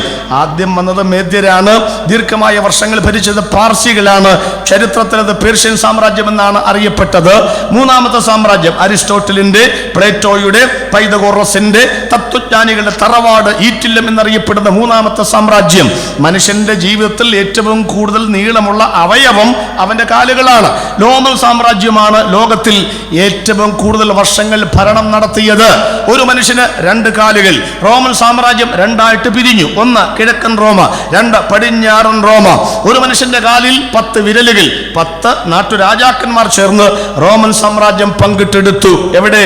ജനസമുദായ കടലിൽ മറഞ്ഞു. കടലിൽ മറയുന്നത് എന്തും തിരമാല തിരിച്ച് കരയിൽ തരും. അതുകൊണ്ട് യേശുക്രിസ്തുവിന്റെ വരവിന് മുൻപ് എതിർ ക്രിസ്തുവിന്റെ ഒരു സഭയായിട്ടും മണവാട്ടിയായിട്ടും ഒക്കെ ഈ സാമ്രാജ്യത്തിന്റെ ശക്തികൾ തിരിച്ചു വരണം. ലോകത്തിൽ ഒരു അവശേഷിപ്പും ഇല്ലാതെയാണ് സാമ്രാജ്യങ്ങൾ കടന്നുപോയതെങ്കിലും റോമൻ സാമ്രാജ്യത്തിന്റെ അവശേഷിപ്പുകൾ മലയാളക്കര വരെ ഉണ്ട്. തെളിവ് നമ്മുടെ പിള്ളേരെ 1ാം ക്ലാസ്സിലേക്ക് ചേർക്കാൻ ചെല്ലുമ്പോൾ ഇതുവരെ മലയാളത്തിലല്ല അവിടെ എഴുതി വെച്ചിരിക്കുന്നത്. 1, 2, 3, 4, 5, 6, 7, 8, 9, 10 മലയാളത്തിലല്ല, റോമൻ ലെറ്ററിലാണ് എഴുതി വെച്ചിരിക്കുന്നത്. അതൊന്നും വിവരിച്ച് സമയം കളയുവാൻ ആഗ്രഹിക്കുന്നില്ല. അതുകൊണ്ട് ഈ കാലഘട്ടത്തിൽ കൈതൊടാത്തൊരു കല്ലായി യേശുക്രിസ്തു ഭൂമിയിലേക്ക് വരും. ഈ 5ാം സാമ്രാജ്യമാണ് സഖാവ് പി ഗോവിന്ദപിള്ള പ്രസംഗിച്ചത്. ഇടതുപക്ഷത്തിന്റെ സൈദ്ധാന്തികനായിരുന്ന, ചോരയെങ്കിൽ ചോര കൊടുത്ത വിപ്ലവത്തെ പാലൂട്ടി വളർത്തുവാൻ രണാങ്കണത്തിന്റെ വീതിയിൽ ഇറങ്ങിയ ചെമ്പടയുടെ സമർത്ഥനായ സാരഥി സഖാവ് പി ഗോവിന്ദപിള്ള. അദ്ദേഹം പറഞ്ഞു, ദാനിയേൽ പ്രവചനം വായിച്ച അനന്തരം പറഞ്ഞു, ഒരു 5ാം ലോക സാമ്രാജ്യം ഉണ്ടാകും. പക്ഷേ അത് ഇടതുപക്ഷം സ്ഥാപിക്കുന്ന കമ്മ്യൂണിസ്റ്റ് രാഷ്ട്രമാണെന്ന് തെളിച്ച് അദ്ദേഹം പറഞ്ഞില്ല. പക്ഷേ ബുദ്ധിജീവികൾക്ക് പറയാൻ പറ്റാത്തത് ആത്മാവിൽ ഞങ്ങൾ പറയുന്നു, ഒരു 5ാം ലോക സാമ്രാജ്യം ഇവിടെ സ്ഥാപിതമാകും. 5 വർഷം ഇടത്തോട്ട് 5 വർഷം ഫലത്തോട്ട് ഭരിക്കുന്ന കേരളത്തിന്റെ ഒരു ഭരണ പരിഷ്കാരമല്ല ഞങ്ങൾ പറയുന്നത്. അങ്ങനെയും ഇങ്ങനെയൊന്നും യേശു രാജ്യം ഭരിക്കാൻ വരില്ല. വന്നാൽ അതൊരു 1.5 വരവായിരിക്കും. ഒറ്റ കസേരയിട്ട് ഒറ്റ പ്രതിപക്ഷം പോലും ഇല്ലാതെ 1000 വർഷം ഭരിക്കുവാൻ വരുന്ന ഏക ചക്രാധിപതിയും രാജാതി രാജാവും കർത്താതി കർത്താവുമായ ആ ദൈവത്തിന്റെ ദൈവരാജ്യമാണ് ഞങ്ങൾ പ്രസംഗിക്കുന്നത്. അത് ഞാൻ വിടുകയാണ്. സഭാലക്ഷണങ്ങൾ 2 പാർട്ടാണ്. 1 പ്രാദേശിക സഭയിൽ നടക്കുന്ന 18 സ്വഭാവങ്ങൾ, 2 സാർവത്രിക സഭയിൽ നടക്കുന്ന 12 സ്വഭാവങ്ങൾ. 12ഉം 18ഉം 30 സ്വഭാവങ്ങൾ പറയണം. വിശ്വാസികളുടെ ഇടയിൽ ഉണ്ടാകുന്ന 30 സ്വഭാവം പറയണം. ഇന്നത്തെ ആളുകളുടെ സ്വഭാവം വെച്ച് 300 എണ്ണം പറയാനുണ്ടെങ്കിലും 30 എണ്ണെങ്കിലും പറയണ്ടേ? അതും ഞാൻ ഈ വേദി ഉപയോഗിക്കുന്നില്ല. 4മത്തേത് പ്രാപഞ്ചിക ലക്ഷണങ്ങളാണ്. ഇസ്രായേൽ ലക്ഷണം തൊട്ടിട്ടില്ല, ജാതി ലക്ഷണം പറയുന്നില്ല, സഭാലക്ഷണം മിണ്ടുന്നില്ല. പ്രാപഞ്ചിക ലക്ഷണം 2 പാർട്ടാണ്. 1 ആകാശത്തിൽ നടക്കുന്ന സൂര്യൻ, ചന്ദ്രൻ, നക്ഷത്രം, star war, curiosity, path finder, ഇതൊക്കെ എന്ത് സംഭവിക്കും എന്നാണ് ശാസ്ത്രം പറയുന്നത്. ഭൂമിയിൽ നടക്കുന്ന യുദ്ധം, ക്ഷാമം, ഭൂകമ്പം, കുടിവെള്ളത്തിന്റെ ക്ഷാമം ഉണ്ടാകുന്നു, മാരകമായ രോഗങ്ങൾ ഉണ്ടാകുന്നു, മലകൾ ദ്വീപുകൾ കാണാതാകുന്നത്, നദികളിലെ വെള്ളം വറ്റിപ്പോകുന്നത് എല്ലാം പറയണമെന്ന് ആഗ്രഹമുണ്ട്. ഈ സദസ്സ് കണ്ടപ്പോൾ നമുക്ക് വരാം. ആദ്യം ഇളകുന്നത് എവിടെയാണെന്നറിയാൻ വേദപുസ്തകത്തിലേക്ക് വരികയാണ് ഞാൻ. ഈ 4 ലക്ഷണങ്ങളിൽ ആദ്യം ഇളകുന്ന എവിടെയാണ്? ഹഗ്ഗായി പ്രവചനം. വാക്യം വായിക്കുന്നവരാണ് വായിക്കേണ്ടത്. ഹഗ്ഗായി പ്രവചനം 2ാം അധ്യായത്തിന്റെ 6-ാമത്തെ വാക്യം ഒന്ന് ഉറക്കെ വായിക്കുവാൻ ആവശ്യപ്പെടുന്നു. ഹഗ്ഗായി 2:6. സൈന്യങ്ങളുടെ യഹോവ ഇപ്രകാരം അരുളി ചെയ്യുന്നു, ഇനി കുറഞ്ഞൊന്ന് കഴിഞ്ഞിട്ട് ഞാൻ ആകാശത്തെയും ഭൂമിയെയും കടലിനെയും കരയെയും ഇളക്കും. ഞാൻ സകല ജാതികളെയും ഇളക്കും, സകല ജാതികളുടെയും മനോഹര വസ്തു വരികയും ചെയ്യും. നിങ്ങൾ കണ്ടല്ലോ ഹഗ്ഗായി പ്രവചനമില്ലേ? ഹഗ്ഗായി വായിച്ചു കഴിഞ്ഞാൽ പിന്നെ ആളുകൾ തല പൊക്കാറില്ല. എന്താണെന്നറിയാമോ? എവിടാണ് ഹഗ്ഗായി നോക്കിയിരിക്കുകയാണ് സാധാരണ ചെയ്യുന്നത്. അങ്ങനെയൊക്കെ ഒരു പുസ്തകമുണ്ട്. നിങ്ങൾ വെറുതെ തമ്മിൽ തന്നെ വിടേണ്ട കാര്യമില്ല. ആരോ പറഞ്ഞതുപോലെ ഇപ്പോൾ കഷ്ടപ്പെട്ട് നിങ്ങൾ വായിച്ചുകൊണ്ടിരിക്കരുത്, എൻ്റെ മുഖത്തേക്ക് നോക്കിയിരിക്കണം. യോഗം കഴിയുമ്പോൾ അവരവരുടെ പുസ്തകം അവരവർക്ക് തന്നു വിടുന്നതായിരിക്കും. വീട്ടിൽ ചെന്ന് സമാധാനമായിട്ട് വായിച്ചു വെച്ചാൽ മതി. ചില ആളുകളുടെ പുസ്തകത്തിൻ്റെ ബാക്കി പേജ് കാണുമ്പം ഒരു 5-6 പേജും കൂടെ മറിക്കാനുള്ളൂ എന്ന് തോന്നുന്നു. എനിക്ക് തോന്നുന്നു അവർ ഫിലിപ്പെ ലേഖനത്തിനും ഫിലേമോൻ്റെ ലേഖനത്തിനും ഇടയിലാണോ തപ്പതെന്ന് അറിയില്ല. പഴയമത്തിൻ്റെ അകത്താണ്. വിഷമിക്കേണ്ട, ഞാൻ പറയുന്നത് കേട്ടിരുന്ന് വെച്ചാൽ മതി. അവിടെ ഹഗ്ഗായി 2:6 സൈന്യങ്ങളുടെ ദൈവമായ യഹോവ ഇപ്രകാരം അരുളി ചെയ്യുന്നു, ഇനി ഞാൻ കുറഞ്ഞൊന്ന് കഴിഞ്ഞിട്ട് 1 ആകാശത്തെ ഇളക്കും, 2 ഭൂമിയെ ഇളക്കും, 3 കടലിനെ ഇളക്കും, 4 കരയെ ഇളക്കും, 5-മത് എന്തെന്ന്? സകല ജാതികളുടെയും മനോഹര വസ്തു വരികയും ചെയ്യും എന്ന് പറഞ്ഞ പോലെ അർത്ഥം മനസ്സിലായോ? പണ്ടൊക്കെ തൈരിനകത്ത് അമ്മച്ചിമാരെ കടകോൽ ഇട്ട് ഇളക്കാറുണ്ട്. അപ്പോഴായിരിക്കും പിള്ളേർക്ക് SSLC പരീക്ഷ വരുന്നത്. പിള്ളേർ പറയും അമ്മച്ചി വെറുതെ കടകോലിട്ട് കിഴക്കോട്ടും പടിഞ്ഞാറോട്ടും മാട്ടും മാത്രം തിരിക്കുകയാണ്. കളകള ശബ്ദവും കടകടാ കോലിൻ്റെ ശബ്ദമല്ലാതെ എന്തിനാണ് തിരിക്കുന്നത് പിള്ളേർക്കറിയില്ല. അവർ പറയും അമ്മച്ചിക്കൊന്നും മിണ്ടാതിരുന്നു കൂടെ. അമ്മച്ചിയുടെ ഭാഷ കേട്ടോളും മോളെ, നിനക്ക് ഇതിൻ്റെ ദൈവശാസ്ത്രം ഒന്നും അറിയത്തില്ല. ഇതിനകത്ത് മോരുണ്ട്, ഇതിനകത്ത് തൈരുണ്ട്, ഇതിനകത്ത് വില കൂടിയ വെണ്ണയുണ്ട്, ഇതിനകത്ത് വില കുറഞ്ഞ പിശറായി കിടക്കുന്ന വെള്ളവും ഉണ്ട്. ഞാൻ ചുമ്മാ പണിയില്ലാതെ തിരിക്കുന്നല്ല, ഞാനിങ്ങനെ കടകോൽ ഇട്ട് തിരിക്കുമ്പോൾ ഇത് നാല് ഭാഗത്തേക്ക് തിരിയാൻ പോവുകയാണ്. 150 ലക്ഷണങ്ങൾ ആകുന്ന ഈ ലക്ഷണങ്ങളാകുന്ന കടകോലിട്ട് സർവശക്തനായ ദൈവം തമ്പുരാൻ 4 കൂടെ കൂട്ടി ഇളക്കുമ്പോൾ ഇവിടെ ചിലതൊക്കെ വേർതിരിക്കപ്പെടുവാൻ പോവുകയാണ്. നന്മയും തിന്മയും, ഇരുളും വെളിച്ചവും, സാത്താനും ദൈവവും, ഇവിടുത്തെ സ്വർഗവും നരകവും, ബൈബിൾ ഭാഷയിൽ ചെന്നായ്ക്കളും കുഞ്ഞാടുകളും, വിശുദ്ധന്മാരും അശുദ്ധന്മാരും, ഇതെല്ലാം വേർതിരിക്കപ്പെടുവാൻ പോവുകയാണ്. ഇനി വേർതിരിക്കപ്പെടുവാൻ പോകുന്ന തെളിവ് പറയുന്നത് സകല ജാതികളിലെയും മനോഹര വസ്തു വരികയും ചെയ്യും. ഏതാണ് സകല ജാതികളിലെയും മനോഹര വസ്തു? വന്യവയോധികനായ ശിമയോൻ യേശു കർത്താവിനെ കയ്യിൽ എടുത്തിട്ട് ആകാശത്തിലേക്ക് നോക്കി ആത്മഗതം എന്ന വണ്ണം ഇങ്ങനെയാണ് പറഞ്ഞത്: ഇപ്പോൾ നാഥ അടിയനെ സമാധാനത്തോടെ പറഞ്ഞയക്കണമേ. ഇസ്രായേലിനും മഹത്വവും സകല ജാതികൾക്കും വേണ്ടി ഒരുക്കിയിരിക്കുന്ന നിന്റെ രക്ഷയെ എന്റെ കണ്ണ് കണ്ടുവല്ലോ. ഞങ്ങൾ 1,00,000 വാട്സിന്റെ സൗണ്ടിൽ ആകാശത്തെ ഭേദിക്കുന്ന, ദിഗ്ഗന്ധങ്ങൾ ഭേദിക്കുന്ന ഉച്ചസ്ഥായിൽ വിളിച്ചു പറയുന്നു: ആകാശത്തിനും ഭൂമിക്കും മധ്യേ ഒരൊറ്റ ദൈവം. അതാണ് ഞങ്ങൾ പ്രസംഗിക്കുന്ന യേശുക്രിസ്തു. ജാതി മത വർഗ വർണ്ണ കുലീന കുലഹീന ആര്യ ചണ്ടാല ശകദാസ ബർബരാദി വൈകൃതങ്ങൾ ഭേദമന്യേ ലക്ഷപ്രഭുവിനും ലക്ഷം വീട്ടിൽ താമസിക്കുന്നവനും കോടീശ്വരനും ഒരു ഓണക്കോടി വാങ്ങുവാൻ പണമില്ലാത്തവനും കറുത്തവനും വെളുത്തവനും അർത്ഥാൽ അമേരിക്കക്കാരനും ആഫ്രിക്കക്കാരനും മുതലാളിക്കും തൊഴിലാളിക്കും അടിമയ്ക്കും ഉടമയ്ക്കും ഓരൊറ്റ ദൈവം. ആ ദൈവം ലോകത്തിലേക്ക് വീണ്ടും വരാൻ പോകുന്നു. അതാണ് ഞങ്ങൾ ഈ പറഞ്ഞതിന്റെ സാരം എന്ന് പറയുന്നത്. ബൈബിളിലേക്ക് വരാം. ആകാശമാണ് ആദ്യം ഇളകുന്നത്. ഞാനൊരു സയന്റിസ്റ്റ് അല്ല, അതിനുള്ള പഠിത്തമൊന്നും എനിക്കില്ലാതാലും. പക്ഷെ 25 വർഷം ഞാൻ 10 സഭകളിൽ പാസ്റ്ററായിരുന്നു. അപ്പൊ എന്നോട് എൻ്റെ സഭയിലെ പാപ്പർ ചോദിച്ചു, പാസ്റ്റർ, ഈ സൂര്യൻ കരിമ്പടം പോലെ കറക്കും, ചന്ദ്രന്റെ തുലയെ മാറിപ്പോകും, നക്ഷത്രങ്ങളൊക്കെ ഭൂമിയിലേക്ക് വരുമെന്നൊക്കെ ചോദിക്കുമ്പം അതിൻ്റെ അരാമ്യ പദം നോക്കട്ടെ, എബ്രായ പദം നോക്കട്ടെ എന്നൊക്കെ പറഞ്ഞ് രക്ഷപ്പെടാൻ പറ്റുമോ? കാരണം ഇവിടെ പറഞ്ഞു പോകാൻ പിന്നെ വരികയില്ലെന്ന് വിചാരിക്കാം. സഭയിൽ പറയാൻ പറ്റുമോ? അങ്ങനെ പാവപ്പെട്ട എൻ്റെ സഭയുടെ ദൈവമക്കളോട് പറയാൻ വേണ്ടിയിട്ട് ഞാൻ ഇങ്ങനെ കുറച്ച് പുസ്തകങ്ങളൊക്കെ പഠിപ്പിക്കുക 12 വെളിപ്പാട് പുസ്തകത്തിന്റെ 6-ാം അധ്യായത്തിന്റെ 12-ാമത്തെ വാക്യം വായിക്കുമ്പോൾ ആകാശത്തിൽ ഇളകുന്ന കുറെ സാധനങ്ങൾ രേഖപ്പെടുത്തിയിട്ടുണ്ട്. ഒന്ന് വായിച്ചട്ടെ. 6:12. 6-ാം മുദ്ര പൊട്ടിച്ചപ്പോൾ വലിയൊരു ഭൂകമ്പമുണ്ടായി, സൂര്യൻ കരിമ്പടം പോലെ കറുത്തു. ആകാശത്തിലേക്കൊന്ന് കീറിയച്ചും വേണം ഭൂമിയിലേക്ക് വരാനായിട്ട്. 1, സൂര്യൻ കരിമ്പടം പോലെ കറുത്തു. 2, ചന്ദ്രൻ രക്തതുല്യമായി മാറിപ്പോയി. 3, നക്ഷത്രങ്ങൾ പെരുങ്കാറ്റുകൊണ്ട് അത്തിക്കായ്കൾ പഴുത്തിട്ട് ഉതിർന്ന് താഴെ വീഴുന്നത് പോലെ. ട്രാൻസ്ലേഷൻ മിസ്റ്റേക്കാണ്. ഉൽക്കകൾ വന്ന് താഴെ വീണു. കുറുപ്പമ്പടിയിലൊക്കെ വന്നാണല്ലോ 4 തെങ്ങിൻ്റെ മൂട് കത്തിപ്പോയത്. മറന്നിട്ടുണ്ടാവില്ല പെരുമ്പാവൂരുകാർ. അങ്ങോട്ടൊക്കെ നമുക്ക് സമയം കിട്ടിയാൽ വരാം. 1-ാമത്തെ കാര്യം, സൂര്യൻ കരിമ്പടം പോലെ കറുത്തു. വേദപുസ്തകം ശാസ്ത്രീയ പുസ്തകമല്ല. ശാസ്ത്രജ്ഞന്മാരെ അമ്പരപ്പിക്കുന്ന കാര്യങ്ങൾ ഇതിനകത്തുണ്ടെങ്കിൽ പോലും ഇതൊരു ശാസ്ത്രീയ പുസ്തകമല്ല. ശാസ്ത്രത്തിന് നമ്മളാരും എതിരുമല്ല. പക്ഷേ ശാസ്ത്രമാണ് അങ്ങേയറ്റത്തെ ആധികാരികമായ വാക്കെന്ന് നമ്മൾ വിശ്വസിക്കുന്നുമില്ല. എന്താണെന്ന് ചോദിച്ചാൽ, ശാസ്ത്രത്തിന് ഒരു ബിഗ് സല്യൂട്ട് നൽകുമ്പോൾ തന്നെ നമ്മുടെ ഇന്ത്യയുടെ അഭിമാനമായ സർ CV രാമനെ പോലെയുള്ളവരെ വിസ്മരിച്ചുകൊണ്ടല്ല പറയുന്നത്. പക്ഷേ ശാസ്ത്രത്തെക്കുറിച്ച് കവികൾ ഒരു കവിത പറഞ്ഞിട്ടുണ്ട്: ഇന്നത്തെ ശാസ്ത്രം നാളത്തെ അബദ്ധമാകാം. ഒറ്റ തെളിവ്, ഈ ചന്ദ്രനിലൊക്കെ മനുഷ്യൻ പോയി എന്നാണ് പറയപ്പെടുന്നത്. നമ്മളതാ വിശ്വസിച്ചിരിക്കുന്നു. 8 വർഷമായി പിള്ളേർ പറഞ്ഞുകൊണ്ടിരിക്കുകയാണ് ഇതൊരു നുണയാണോ. കാരണം ഈ കുത്തിയ കൊടിയുടെ അങ്ങേയറ്റം പതുക്കെ ഇളകി ആടുന്നുണ്ട്. ചൊവ്വയിലേക്ക് ക്യൂരിയോസിറ്റിയും ഫാത്ത് ഫൈൻഡറൊക്കെ പോയിട്ടേ ഉള്ളൂ. ചൈനയും ഇപ്പം പോയിട്ടേ ഉള്ളൂ. അവിടെ കല്ലുണ്ടോ, പാറയുണ്ടോ, ജീവനുണ്ടോ, കാറ്റുണ്ടോ, മണ്ണുണ്ടോ, വെള്ളമുണ്ടോ, ചിത്രങ്ങൾ വന്നുകൊണ്ടിരിക്കുന്നേ ഉള്ളൂ. അപ്പോഴാണ് ഈ കൊടിക്കൂറ ആടുന്നത്.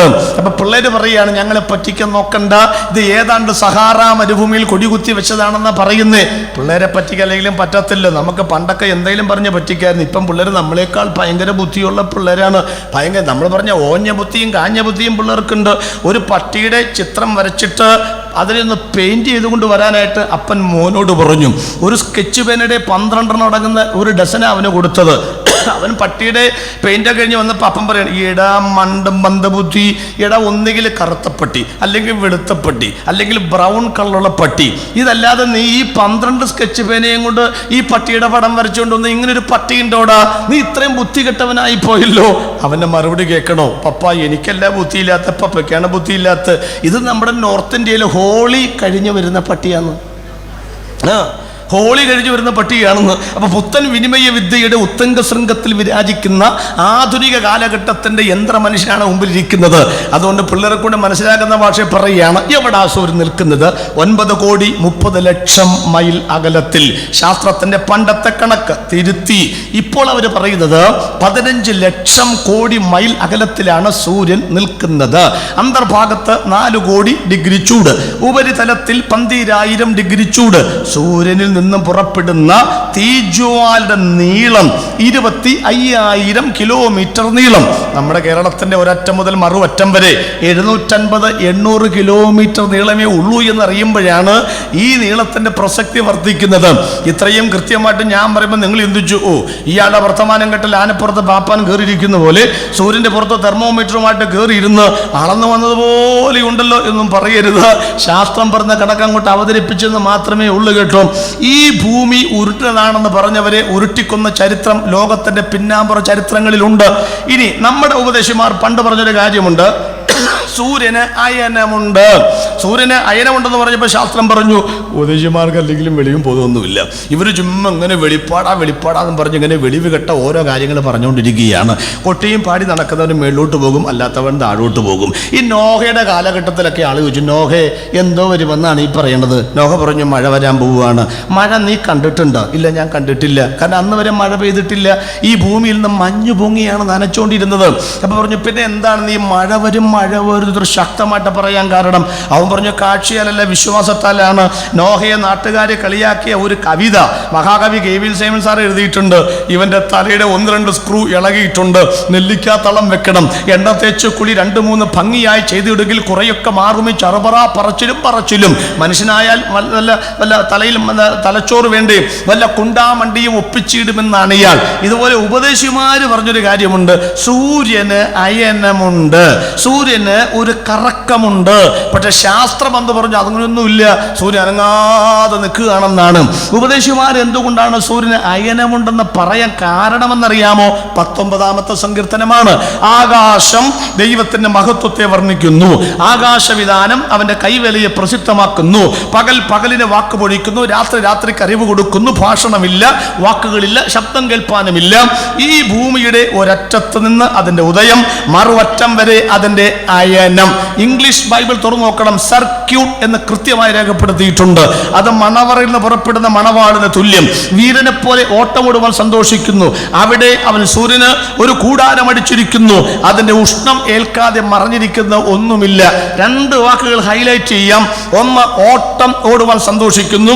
2, അതിന് സർക്യൂട്ട്. ഈ 2 വാക്ക് വെച്ചിട്ട് ഉപദേശിമാര് പറഞ്ഞു, സൂര്യന് അയനം ഉണ്ട്.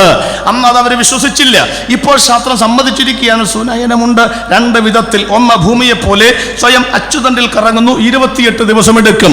2, ഈ നവഗ്രഹ കുടുംബം 1 സെക്കൻഡിൽ 12 മൈൽ വേഗത്തിൽ വടക്കോട്ട് വെച്ച് പിടിക്കുകയാണ്. ഏത് വടക്കോട്ട്?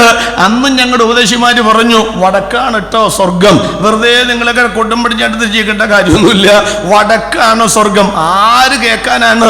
അപ്പോഴും പറഞ്ഞു ഞങ്ങളുടെ സ്ക്രൂ ഇളകിയിരിക്കുകയാണെന്ന്. കേട്ടോളൂ, ഇപ്പൊ ശാസ്ത്രം സമ്മതിച്ചിരിക്കുകയാണ്, വടക്ക് എന്തോ സംഗതി ഉണ്ടെന്ന് മനസ്സിലായി. ഏതാണ് ഈ വടക്കെന്ന് പറയുന്നത്? ഇപ്പൊ നമ്മുടെ വടക്കേതാണ്? നമ്മുടെ വടക്ക് മലബാറാണ്. മലബാറിന്റെ വടക്കേതാണ്? കണ്ണൂർ കാസർഗോഡാണ്. അവരുടെ വടക്കേതാണ്? മംഗലാപുരമാണ്. അവരുടെ വടക്കേതാണ്? വടക്കേ ഇന്ത്യയാണ്. വടക്കേ ഇന്ത്യക്ക് വടക്കുണ്ടോ? അതിനും വടക്കുണ്ട്. എന്താ കാര്യം? വടക്കെന്നും പറഞ്ഞൊരു സ്ഥലമില്ല എന്നുള്ളത് നമുക്ക് ഒരർത്ഥത്തിൽ വേണമെങ്കിൽ പറയാം. അത് കാരണം ഭൂമി ഉരുണ്ടതാണല്ലോ. അതുകൊണ്ടാണ് പഴമക്കാര് പറയും, ഏറെ തെക്കോട്ട് പോകരുത്, പോയാൽ വടക്ക് വശത്തെത്തും. അതാ സത്യം. ഏറെ തെക്കോട്ട് പോയാൽ എവിടെ വരും? വടക്ക് വശത്തെത്തും. അപ്പൊ ഏതാ വടക്ക് വശം? ഭൂപടം തൂക്കിയിട്ട് വടിയിട്ടിട്ട് അതിൻ്റെ വടക്ക് പൂവടം തൂക്കിയിട്ടിട്ട് ചൂരവടി കൊണ്ട് ചൂണ്ടിക്കാണിക്കുന്ന വടക്കല്ലെന്ന് കൃത്യമായി ശാസ്ത്രീയമായി തെളിയിക്കാം. 1977 വാന നിരീക്ഷണ ശാസ്ത്രത്തിന്റെ ടെലസ്കോപ്പുകൾ ആകാശം പരതി നടന്ന സമയത്ത് ഒരു സംഭവം അവരുടെ ദൃഷ്ടിയിൽപ്പെട്ടു. അവർ പറയാണ്, ഇവിടെ മിൽക്കി വേ ഇല്ലാത്ത, ക്ഷീരപഥങ്ങൾ ഇല്ലാത്ത, ഒരു നക്ഷത്ര കുഞ്ഞു പോലും ഇല്ലാത്ത, ഇതിഹാസങ്ങളും പുരാണങ്ങളും പറയുന്ന ആകാശഗംഗ എന്ന് ഇമാജിൻ ചെയ്ത ഒരു സംഗതിയുമില്ലാത്ത ശൂന്യമായി കിടക്കുന്ന ഒരു ഭാഗം ആകാശത്തിന്റെ ഒരു ഭാഗത്തുണ്ട്. അതിന് 77 ശാസ്ത്രമിട്ട പേരാണ് നോർത്തേൺ നെബൂള. എന്നിട്ട് അവർ പറയുകയാണ്, അവിടെ 3 അനുമാനങ്ങൾ അവർ പറഞ്ഞു. ഒന്ന്, ആനക്കൊമ്പിന് സമാനമായ വെണ്മ പോലെ എന്തോ ഞങ്ങൾ അവിടെ കാണുന്നു. 2, ഒരു പുരാതനമായ കൊട്ടാരത്തിലേക്ക് പ്രവേശിക്കുന്ന ഒരു വലിയ കമാനം പോലെ ഒരു കവാടം ഞങ്ങൾ കാണുന്നു. 3, സ്ഫടികം പോലെ കിടക്കുന്ന ഒരു തടാകം ഞങ്ങൾ അവിടെ കാണുന്നു. ഇത് 3ഉം അനുമാനമാണ് കേട്ടോ, അനുമാനമാണ്. 300 പേജ് പിന്നിടുമ്പോൾ ഡാർവിന്റെ സിദ്ധാന്തത്തിനകത്ത് 312 പ്രാവശ്യം പറഞ്ഞിട്ടുണ്ട് അനുമാനിക്കാം, ഊഹിക്കാം, അതങ്ങനെയാകാം, ഇതിങ്ങനെയാകാം, അതായിരിക്കാം ശരി. പക്ഷെ വേദപുസ്തകം അനുമാനങ്ങളുടെ പുസ്തകമല്ല, ആധികാരികമായ പുസ്തകമാണ്. 1100 പരം അധ്യായങ്ങൾ ബൈബിൾ പിന്നിടുമ്പോൾ ഒറ്റ ഭാഗത്തും യഹോവ പറഞ്ഞിട്ടില്ല അനുമാനിക്കാമെന്ന് പറഞ്ഞിട്ടില്ല. അതിന്റെ ദൈവശാസ്ത്ര തെളിവാണ് ഉൽപ്പത്തി 1:1. ആദിയിൽ ദൈവം ആകാശവും ഭൂമിയും സൃഷ്ടിച്ചു. ലോകത്തിന്റെ 4 കോണിൽ നിന്ന് 4000 ആളുകൾ 40,000 കോടി ചോദ്യം ചോദിക്കാം. ഒരു ഭാഗം ചോദിക്കുന്നു എന്നാണാവോ, ദൈവം പറഞ്ഞു ആദിയിലാണ്. രണ്ടാമത്തെ ഭാഗം ചോദിച്ചു എന്താണാവോ, ദൈവം പറഞ്ഞു ആകാശവും ഭൂമിയാണ്. മൂന്നാമത്തെ ഭാഗം ചോദിച്ചു ആരാണാവോ, ദൈവം പറഞ്ഞു ഞാനാണ്, ദൈവമാണ്. നാലാമത്തെ ഭാഗം എങ്ങനെയാണാവോ, സൃഷ്ടിച്ചതാണ്, പൊട്ടിത്തെറിച്ചതല്ല. ലോകത്തുള്ള മുഴുവൻ ആളുകളുടെ ചോദ്യങ്ങൾക്ക് ഒറ്റ വാചകത്തിൽ ഉത്തരം നൽകിക്കൊണ്ട് ഇവിടുത്തെ യുക്തിവാദം വായടപ്പിച്ച ഈ പുസ്തകം ചുമക്കുവാൻ കൃപ നൽകിയ ദൈവത്തിനായി ഇന്ന് രാത്രി ഞങ്ങൾ ദൈവത്തിന് സ്തോത്രം ചെയ്യുകയാണ്. ഞങ്ങൾ പറഞ്ഞൊരു കാര്യമുണ്ട്, അവിടെ സ്വർഗമുണ്ടെന്ന് ഇവർ പഠിക്കാൻ തുടങ്ങി. എന്താണാവോ ഈ സാധനം പഠിക്കണ്ടേ?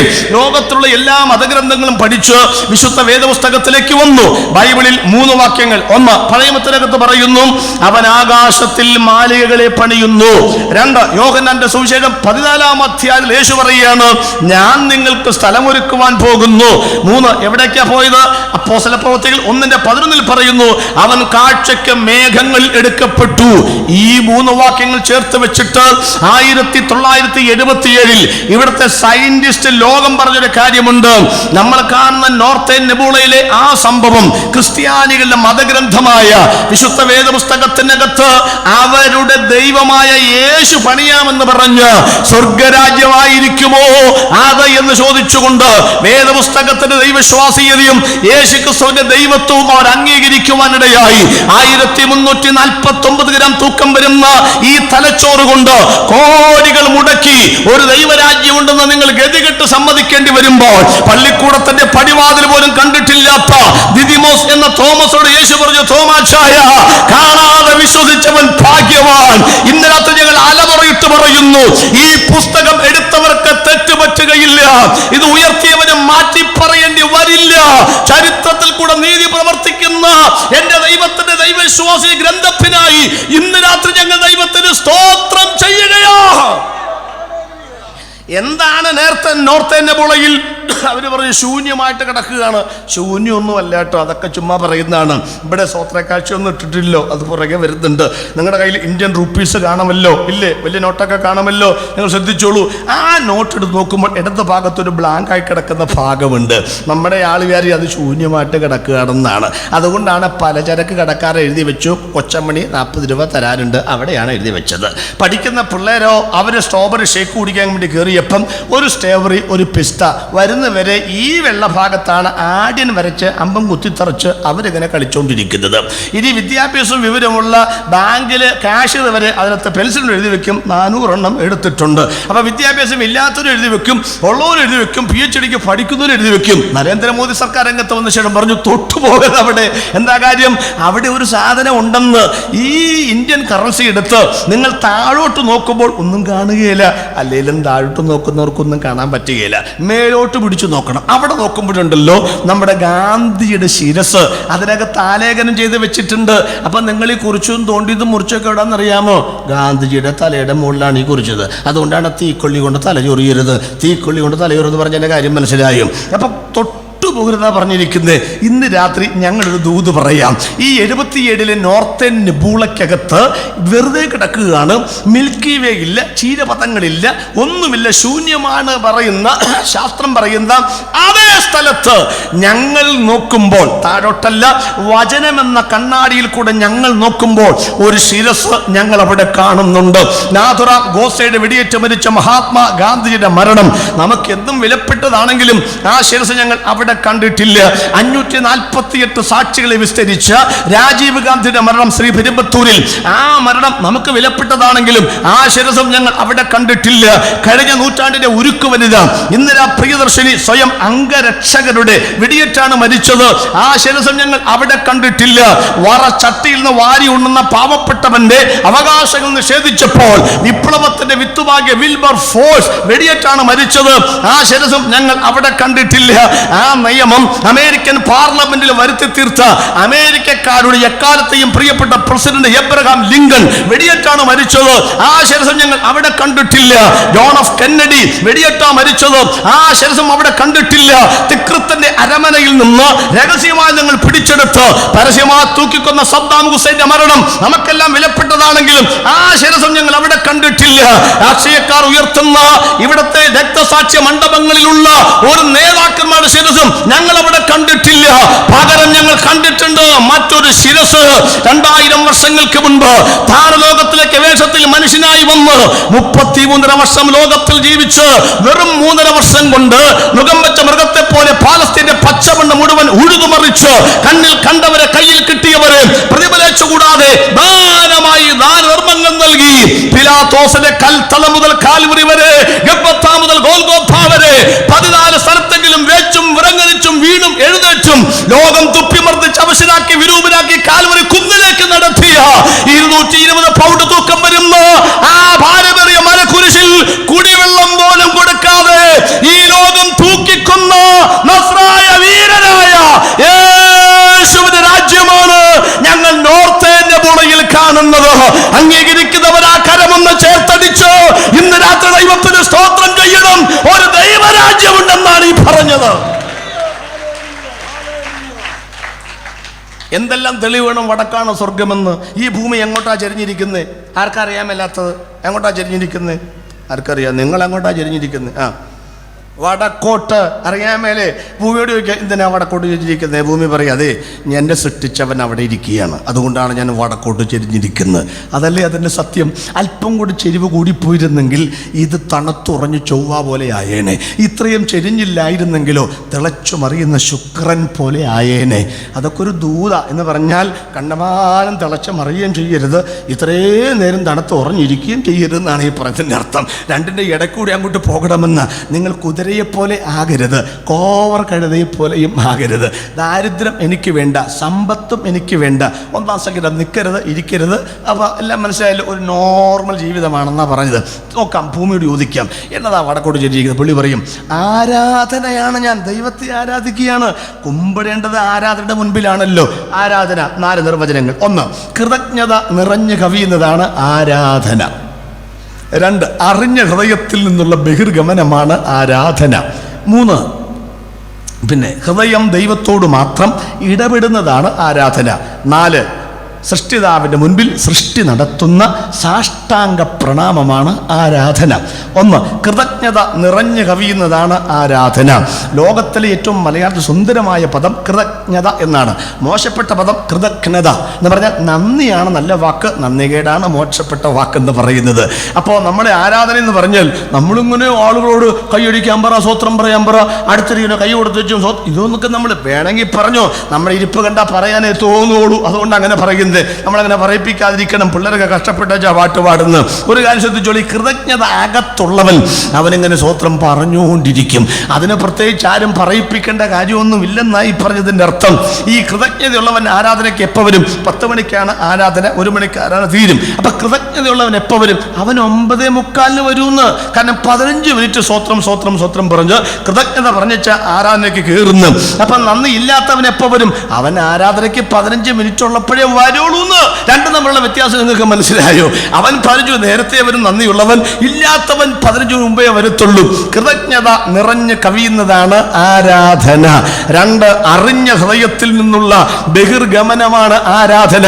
ദൈവത്തെ അറിഞ്ഞ ആളുകൾ അകത്തുണ്ടെങ്കിലും അവർ സ്വോത്രം ചെയ്യണമെന്നില്ല. പക്ഷെ അനുഭവിച്ചറിഞ്ഞവർ അകത്തുണ്ടെങ്കിൽ അവർക്ക് മിണ്ടാതിരിക്കാനും പറ്റത്തില്ല. എന്താണ് അറിഞ്ഞവർ എന്നറിയാമോ? അമ്മ മറിയ എങ്ങനെ പറഞ്ഞു? ഞാൻ ഒരു പുരുഷനെ അറിയായകയാൽ അതെങ്ങനെ സംഭവിക്കും? അത് ശരീരത്തിനകത്തുള്ള മനസ്സിനകത്തുള്ള അറിവാണെന്ന്. പഞ്ചസാര പഞ്ചസാര പഞ്ചസാര എന്ന് 10 കടലാസ് എഴുതി വായിക്കകത്തിട്ടാൽ കൈപ്പേ കാണത്തുള്ളൂ. അത് അനുഭവിച്ച് തന്നെ അറിയണം പ്രിയപ്പെട്ടവരെ. ആരാ ദൈവത്തെ അനുഭവിച്ചറിഞ്ഞവെന്നറിയാമോ? ഈ കലപ്പയിൽ കൈവച്ച ശേഷം പലവട്ടം എനിക്ക് തോന്നിയിട്ടുണ്ട് കൈ എടുത്താലോ എന്ന്. ഒറ്റയ്ക്കാണ് ഞാൻ വിശ്വാസത്തിൽ വീട്ടിൽ നിന്ന് ഇറങ്ങിയത്. എൻ്റെ വേണ്ടപ്പെട്ടവരൊക്കെ യോഗത്തിൽ വന്നിരിക്കുന്നുണ്ട്. ഇവിടെയുള്ള പല ആളുകളും ഞാൻ പേരൊന്നും പറയുന്നില്ല, എനിക്ക് എല്ലാവരെയും കാണാം. പ്രിയ ദൈവത്തിന്റെ സ്തോത്രം. ഒറ്റയ്ക്കാ വീട്ടിൽ നിന്ന് ഇറങ്ങിയത്. പലവട്ടം പട്ടിണി കിടന്നിട്ടുണ്ട്. മത്തങ്ങയും പരിപ്പും മാത്രം ജീവിച്ച കാലഘട്ടങ്ങൾ ഉണ്ടായിട്ടുണ്ടെന്ന് പലപ്പോഴും കൈയെടുക്കാൻ തോന്നിയിട്ടുണ്ട്. ഇത് വേണ്ടെന്ന് വെച്ചാൽ ഇത് ചിലപ്പോഴൊക്കെ ചിന്തിച്ചു പോയിട്ടുണ്ട്. പക്ഷേ കലപ്പയിൽ കൈ എടുക്കുന്നവൻ ദൈവരാജ്യത്തിന് കൊള്ളാകുന്നവനല്ലെന്നുള്ള വചനം കേട്ടപ്പം കൈയെടുത്തില്ല. ഒരു കരം മാത്രം എടുത്ത് കൈലേശ കൊണ്ട് കണ്ണുനീർ തുടച്ചിട്ട് മറുകരം കലപ്പയിൽ മുറുകെ പിടിച്ച് ഏത് പ്രശ്നങ്ങൾക്ക് നടുവിലും വിളിച്ചു പറഞ്ഞു, യഹോവ നല്ലവൻ എന്ന് രുചിച്ചറിവീൻ. ഇന്ന് രാത്രിയിലും നിന്റെ ആത്മീക ജീവിതത്തിന്റെ പോർക്കള മേടുകളിൽ നിന്നെ വെല്ലുവിളിക്കുന്ന സകല പൈശാചിക ബന്ധനങ്ങൾക്ക് നടുവിൽ ഏകനായി നിന്നുകൊണ്ട് ഈ കലപ്പയിൽ കൈയെടുക്കാത്ത പ്രിയപ്പെട്ടവരെ, നിങ്ങൾക്ക് അനങ്ങാതിരിക്കാൻ പറ്റില്ല. അകത്തളത്തിൽ ആത്മീകത്തിന്റെ ചൂടും ശുഷ്കാന്തിയുള്ളവര് ഏത് പരസ്യ സ്ഥലത്തും, ഏത് അല്ലപ്രോസിറ്റിയിലും, ഏത് കാരാഗ്രഹത്തിന്റെ അകത്തും, ഏത് പത്മോസിനകത്തും ഉയർത്തിയ ദൈവത്തെ കൈവിടാത്ത ദൈവത്തെ അവർക്ക് സ്തുതിക്കുവാൻ കഴിയുമെന്നാണ് ഈ പറഞ്ഞത്.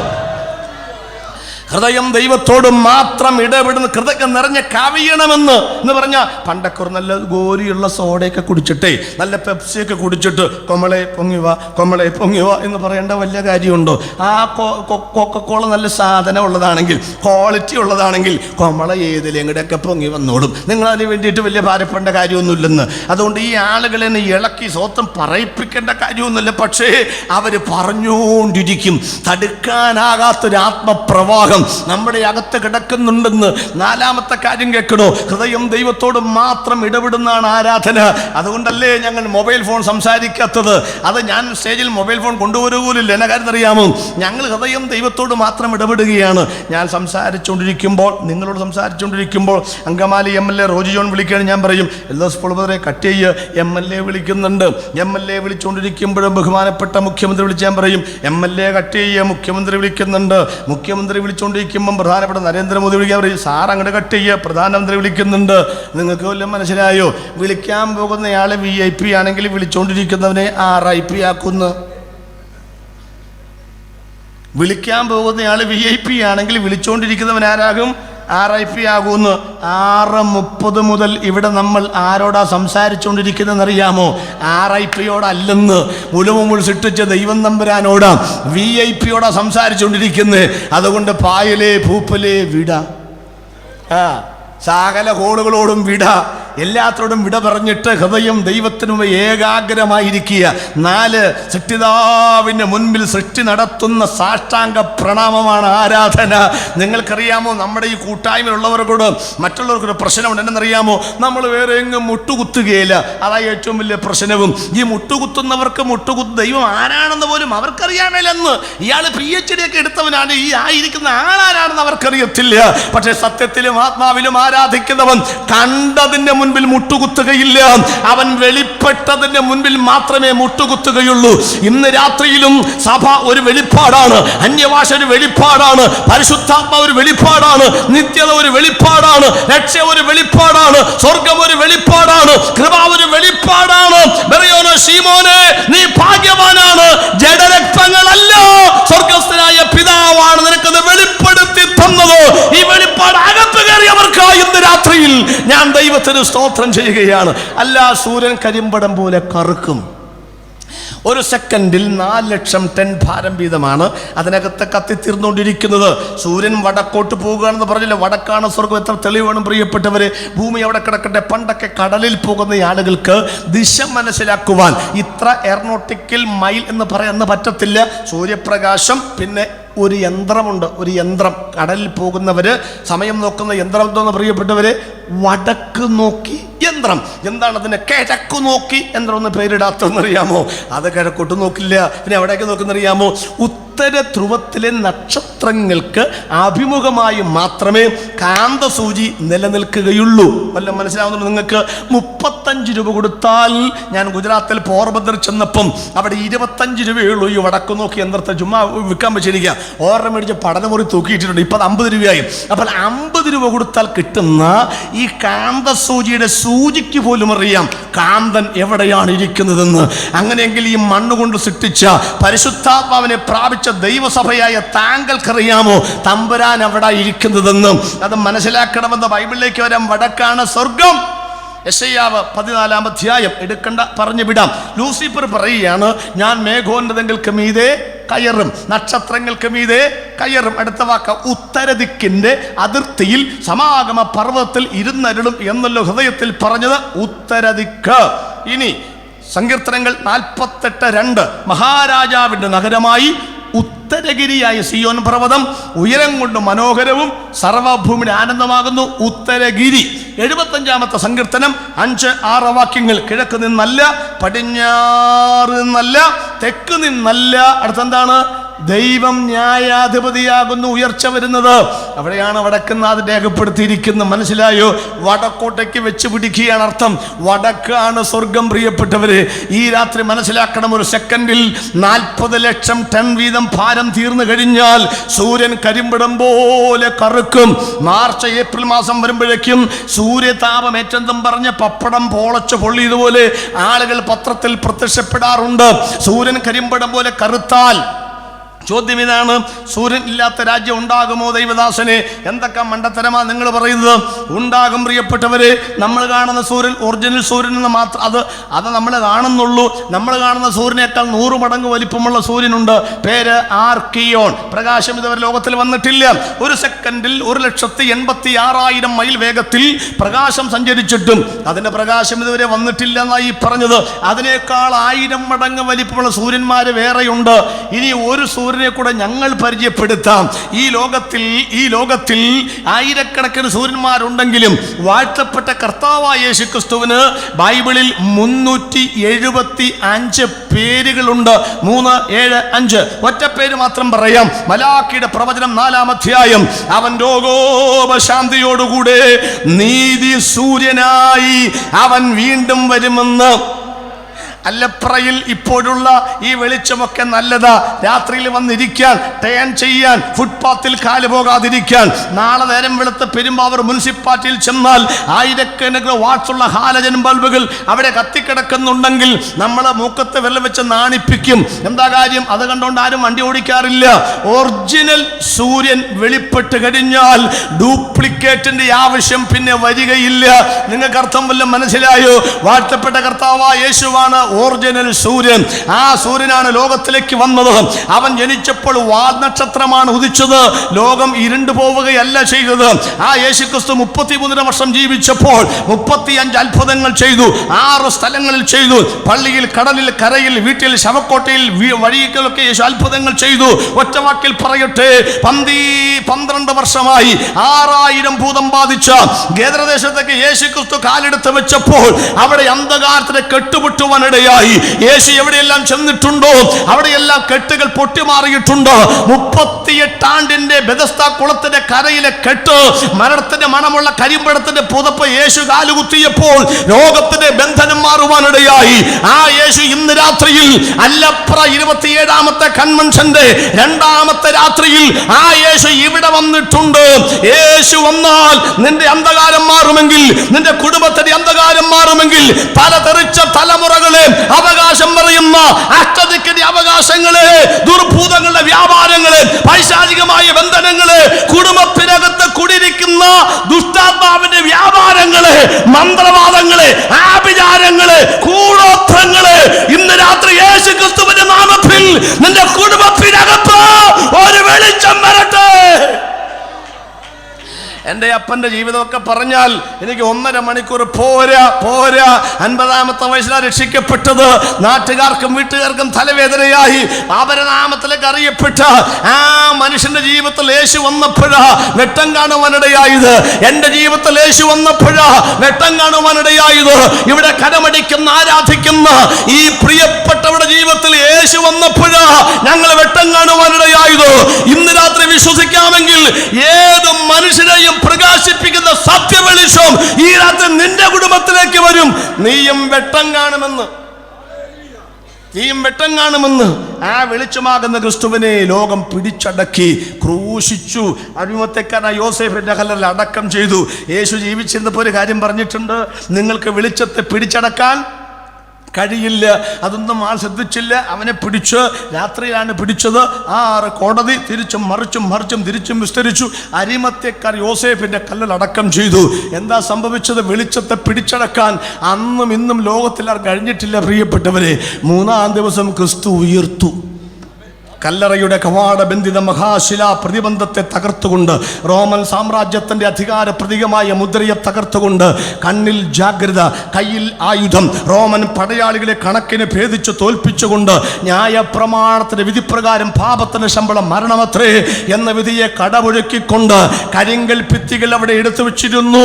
പൗണ്ട് കണക്കിന് തൂക്കം വരുന്ന കരിങ്കൽ ഭിത്തികളെ കരിയില കണക്കെ കാറ്റിൽ പറത്തിക്കൊണ്ട് ലോക ചരിത്രത്തിൽ ആദ്യമായി ഞങ്ങൾ പ്രസംഗിക്കുന്ന വാഴ്ത്തപ്പെട്ട കർത്താവായ യേശുക്രിസ്തു അവൻ ഉയർത്തെഴുന്നേറ്റു. ആ വെളിച്ചത്തെ പിടിച്ചടക്കാൻ ആർക്കും കഴിയില്ല. അവനെ അനുഗമിക്കുന്നവൻ വെളിച്ചത്തിൽ നടക്കും. നിങ്ങളുടെ അരകെട്ടി വിളക്ക് കത്തിയും കൊണ്ടിരിക്കട്ടെ. അഗ്നിജ്വാലയെ ശുശ്രൂഷകന്മാരാക്കും. ലോകത്തിൽ ജ്യോതിഷുകളെ പോലെ പ്രകാശിക്കണം. നമ്മുടെ അകത്ത് വെട്ടം തന്ന ദൈവത്തെ ഒരിക്കൽ കൂടെ കരമുയർത്തി സ്തുതിക്കണം. നമ്മുടെ അകത്ത് വെട്ടമുണ്ടോ പ്രിയപ്പെട്ടവരെ? സംശയമായിരിക്കും ഇല്ലേ? നമ്മുടെ അകത്ത് വെട്ടമുണ്ട്. ചില ആളുകളെ കണ്ടാൽ പവർക്കട്ട് വന്ന പോലെ ഇരിക്കുമെങ്കിലും നമ്മുടെ അകത്ത് വെട്ടമുണ്ട്. രാത്രി യോഗം കഴിഞ്ഞ് തിരിച്ചു പോകുമ്പം നിങ്ങൾ എങ്ങനെയാ വീട്ടിൽ പോകുന്നത്? ഈ ബൾബെല്ലാം പിടിച്ച് വലിച്ചുകൊണ്ട് പോകാൻ പറ്റത്തില്ലല്ലോ. മകരം ഒരു ടോർച്ച് അടിക്കും. ഇപ്പം എല്ലാം മൊബൈലിനകത്തുണ്ടല്ലോ. ടോർച്ച് അടിക്കുമ്പോൾ നിങ്ങൾ ശ്രദ്ധിക്കണം, ആ വെളിച്ചം എവിടെ ഇരിക്കുന്നതെന്നറിയാമോ?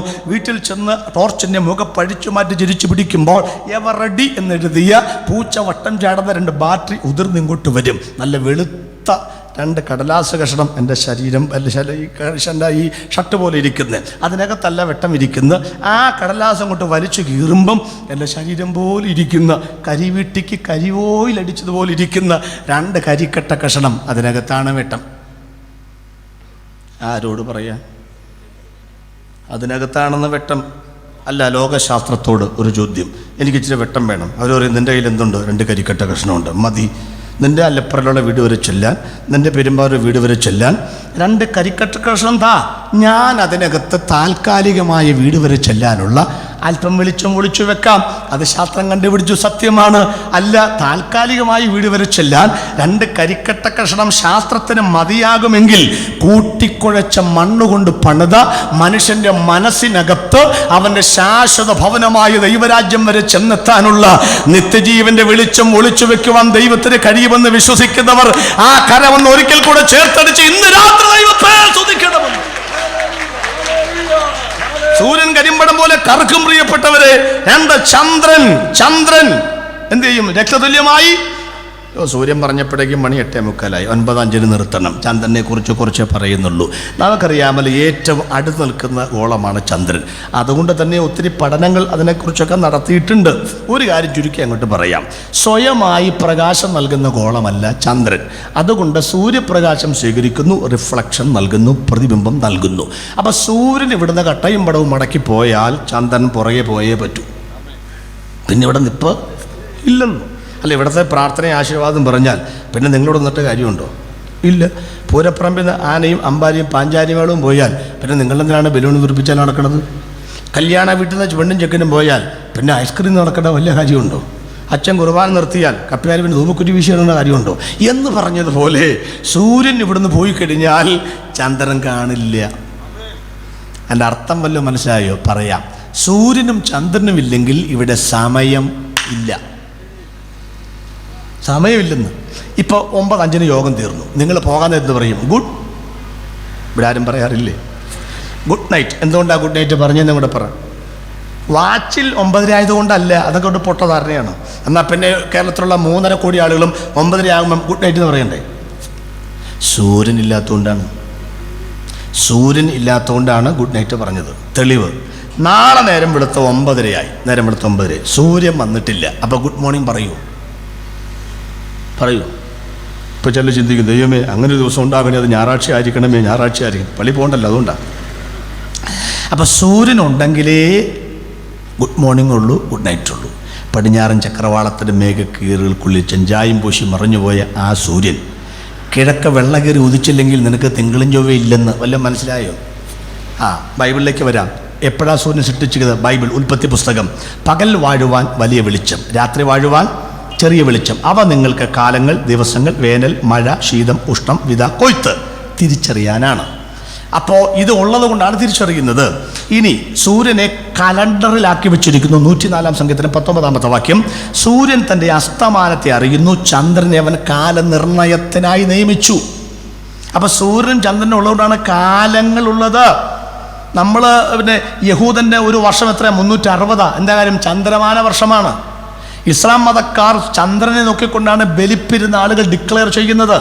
എന്താ 360 വരാൻ കാരണം? ചന്ദ്രൻ്റെ വൃത്തിക്ഷയങ്ങൾ 14 + 14 = 14 28. പൗർണമവാസി അമാവാസി 28-ഉം 2-ഉം 30 × 12 = 306. അതാണ് അവൻ്റെ വർഷം. ചന്ദ്രമാന വർഷം, ശകവർഷം, ഹിജ്റവർഷം, മലയാള വർഷം, ജൂലിയങ്ങൾ, നമുക്ക് മലയാള മാസം ഇല്ലേ, അതുപോലെ. അപ്പോൾ ഇനി ദാനിയേൽ പ്രവചനം പറയുകയാണ്. അപ്പോൾ സൂര്യനും ചന്ദ്രനും ഉള്ളത് കൊണ്ടാണ് കാലങ്ങളുള്ളത്. ഇത് ദാനിയേൽ പറഞ്ഞു, ഇപ്പോൾ ദാനിയേലെ പോയിക്കൊള്ളുക, കാലാവസാനത്തിങ്കൽ നിന്റെ ഓഹരി ലഭിപ്പാൻ എഴുന്നേറ്റവർ. ഇപ്പം കാലത്തിന് അവസാനം ഉണ്ടാകും. പുതിയ നിയമം, കാലത്തികവെങ്കിൽ ക്രിസ്തു ജനിച്ചു. യേശു പറഞ്ഞു ലോകാവസാനം ഉണ്ടാകും. യോഹന്നാന്റെ പ്രസംഗം, യേശുവിൻ്റെ പ്രസംഗം, കാലം തികഞ്ഞു. വെളിപ്പാട് പുസ്തകം, മാനവജാതിയോട് ദൈവത്തിന് സംസാരിക്കുവാൻ അവസാനത്തെ പുസ്തകം വെളിപ്പാട്. അവിടെ പറയാണ് ഇനി കാലങ്ങൾ ഉണ്ടാവുകയില്ല, ഇനി സൂര്യന്റെ പ്രകാശം ആവശ്യമില്ല, ഇനി ചന്ദ്രന്റെ പ്രകാശം ആവശ്യമില്ല. കുഞ്ഞാടാണ് അവിടുത്തെ വിളക്ക്. ആ രാജ്യം വരുമെന്നാണ് ഈ പറഞ്ഞത്. പാതിരാ സൂര്യന്റെ നാട് എന്ന് നോർവേയെ കുറിച്ച്, സൂര്യൻ അസ്തമിക്കാത്ത ബ്രിട്ടീഷ് സാമ്രാജ്യം ഇംഗ്ലണ്ടിനെ കുറിച്ച് പറഞ്ഞ് പരത്തിയ ലോകത്തോട് ഞങ്ങൾ പറയുന്നു, സൂര്യൻ ഇല്ലാത്ത, ചന്ദ്രൻ ഇല്ലാത്ത, കുഞ്ഞാട് വിളക്കായ ഒരു രാജ്യം ഇവിടെ ഉണ്ടാകുമെന്ന്. Praise the Lord. കാലങ്ങൾ ഉണ്ടാവില്ല എന്ന്. അതുകൊണ്ടാണ് പൗലോസ് പറയുന്നത്, എനിക്ക് ജീവിക്കുന്ന ക്രിസ്തുവും മരിക്കുന്നത് ലാഭം എന്നൊക്കെ പറയുന്നൊരു ഓഞ്ഞ ശബ്ദമാണ്. മരിക്കുന്നത് ചത്താലല്ലേ അറിയാൻ പറ്റുള്ളൂ. മരിക്കുന്നത് എൻ്റെ ഈ ലാഭം. ചെറിയ മുതൽ മുടക്ക് വലുത് തിരിച്ചു പിടിക്കുക, അതിനാ ലാഭം എന്ന് പറയുന്നത്. ചെറിയ മുതൽ മുടക്ക് വലുത്. പെരുമ്പാവൂർ മാർക്കറ്റിൽ ചെന്നു, 100 രൂപയ്ക്ക് ഞാലിപ്പൂവും കൊലം മേടിച്ചു. ഇവിടെ ഇരിക്കട്ടെ, ചായ കുടിച്ചിട്ട് വരാം. ചായ കുടിച്ചിട്ട് വന്നപ്പോൾ ഒരുത്തൻ തണ്ടേ പിടിച്ച് തിരിച്ചുകൊണ്ടിരിക്കുക. ഇത് ചേട്ടൻ്റെ ആണോ? അതെ. എത്ര രൂപ? 100 രൂപ. ഞാൻ കണ്ടേച്ച് പോയതാ, ഞാൻ മേടിച്ചുകൊണ്ട് പോവുക. 110 തരില്ല, 120 തരില്ല, 130 തരില്ല, 140. ഇയാൾക്ക് വേറെ കൊല മേടിച്ചോടെ? അല്ല, എനിക്കൊരു മോഹം 150. നമ്മൾ വിചാരിച്ചു നമുക്കിപ്പോൾ ഏത് കൊലയാണെങ്കിൽ എന്താ. 8 രൂപയുടെ ചായ കുടിച്ച് വന്നപ്പോഴേക്കും 42 രൂപ ലാഭം കൊടുത്തു. അങ്ങനെ ഒരാൾ ഇന്ന് രാത്രി യോഗത്തിന് വന്നിരിക്കുന്നുണ്ടെങ്കിൽ അയാൾ ഇടയ്ക്കിടയ്ക്ക് സ്വത്രം പറഞ്ഞുകൊണ്ടിരിക്കും. എന്നാ കാര്യം? ചുമ്മാ നിന്നപ്പോഴേക്കും 42 രൂപ ചുമ്മാ കിട്ടിയ ദിവസമല്ലേ, സ്വത്രം പറഞ്ഞുകൊണ്ടിരിക്കും. അപ്പം പറയാത്തവനാരാന്ന് മനസ്സിലായോ? അതും പറയാം. പിശുക്കന് PhD എടുത്ത ഒരുത്തൻ, അവനിങ്ങനെ കുരുമുളക് മേടിച്ചു വെച്ചു. 100 രൂപയ്ക്ക് കുരുമുളക്, 5 ലക്ഷം രൂപയുടെ കുരുമുളകാണ് മേടിച്ചു വെച്ചിരിക്കുന്നത്. ഭാരിച്ചു, എന്തിനാ? ഇടി ഇതൊരു 5 കൊല്ലം കഴിയുമ്പോൾ സംഗതി എന്താവും? 10 ലക്ഷം. നമ്മുടെ കൊച്ചിന് എത്ര വയസ്സായി? 15. 10 കൊല്ലം കഴിയുമ്പം 25. അപ്പോൾ ഇതൊക്കെ സ്ത്രീധനം കൊടുക്കണ്ടേ? ആഞ്ഞ ബുദ്ധിയാ. ഭാര്യ പറഞ്ഞു ഭയങ്കര ബുദ്ധിയാ. അതങ്ങനെയാടി. അങ്ങനെ 100 200 അല്ല 100 150 160 100. പുള്ളി വരുത്തി പറഞ്ഞു അങ്ങ് കൊടുക്കും മനുഷ്യ. കൊടുക്കുകയില്ല. പെൺവാക്ക് കേൾക്കുന്നവൻ പെരുവഴി. ഇത് 210 ഞാൻ കൊടുക്കുകയില്ല. അങ്ങനെ 210, 100 നമ്മുടെ മുടക്ക്, 100 ലാഭം. പിന്നെന്തിനാ 10? എനിക്ക് ചിലപ്പോൾ സ്വോത്രക്കാഴ്ച പാത്രത്തിലൊക്കെ ഇടാനായിരിക്കും, കാരണം അതാണല്ലോ ഇതിനകത്ത് വരുന്നത്, അതുകൊണ്ടാണ്. അപ്പോൾ 210. അപ്പോൾ 190 ഇയാൾ കൊടുക്കുന്നില്ല. പിറ്റത്തെ ആഴ്ച 180, 70, 60, 50, 40, 30, 20 കുറഞ്ഞു വരിക. 100-ൽ താഴെയായി. എൻ്റെ പൊന്ന്, കുരുമുളകിൻ്റെ വില താഴോട്ടും വന്നു, കൊച്ചു വളർന്ന് മേലോട്ടും പൊങ്ങി.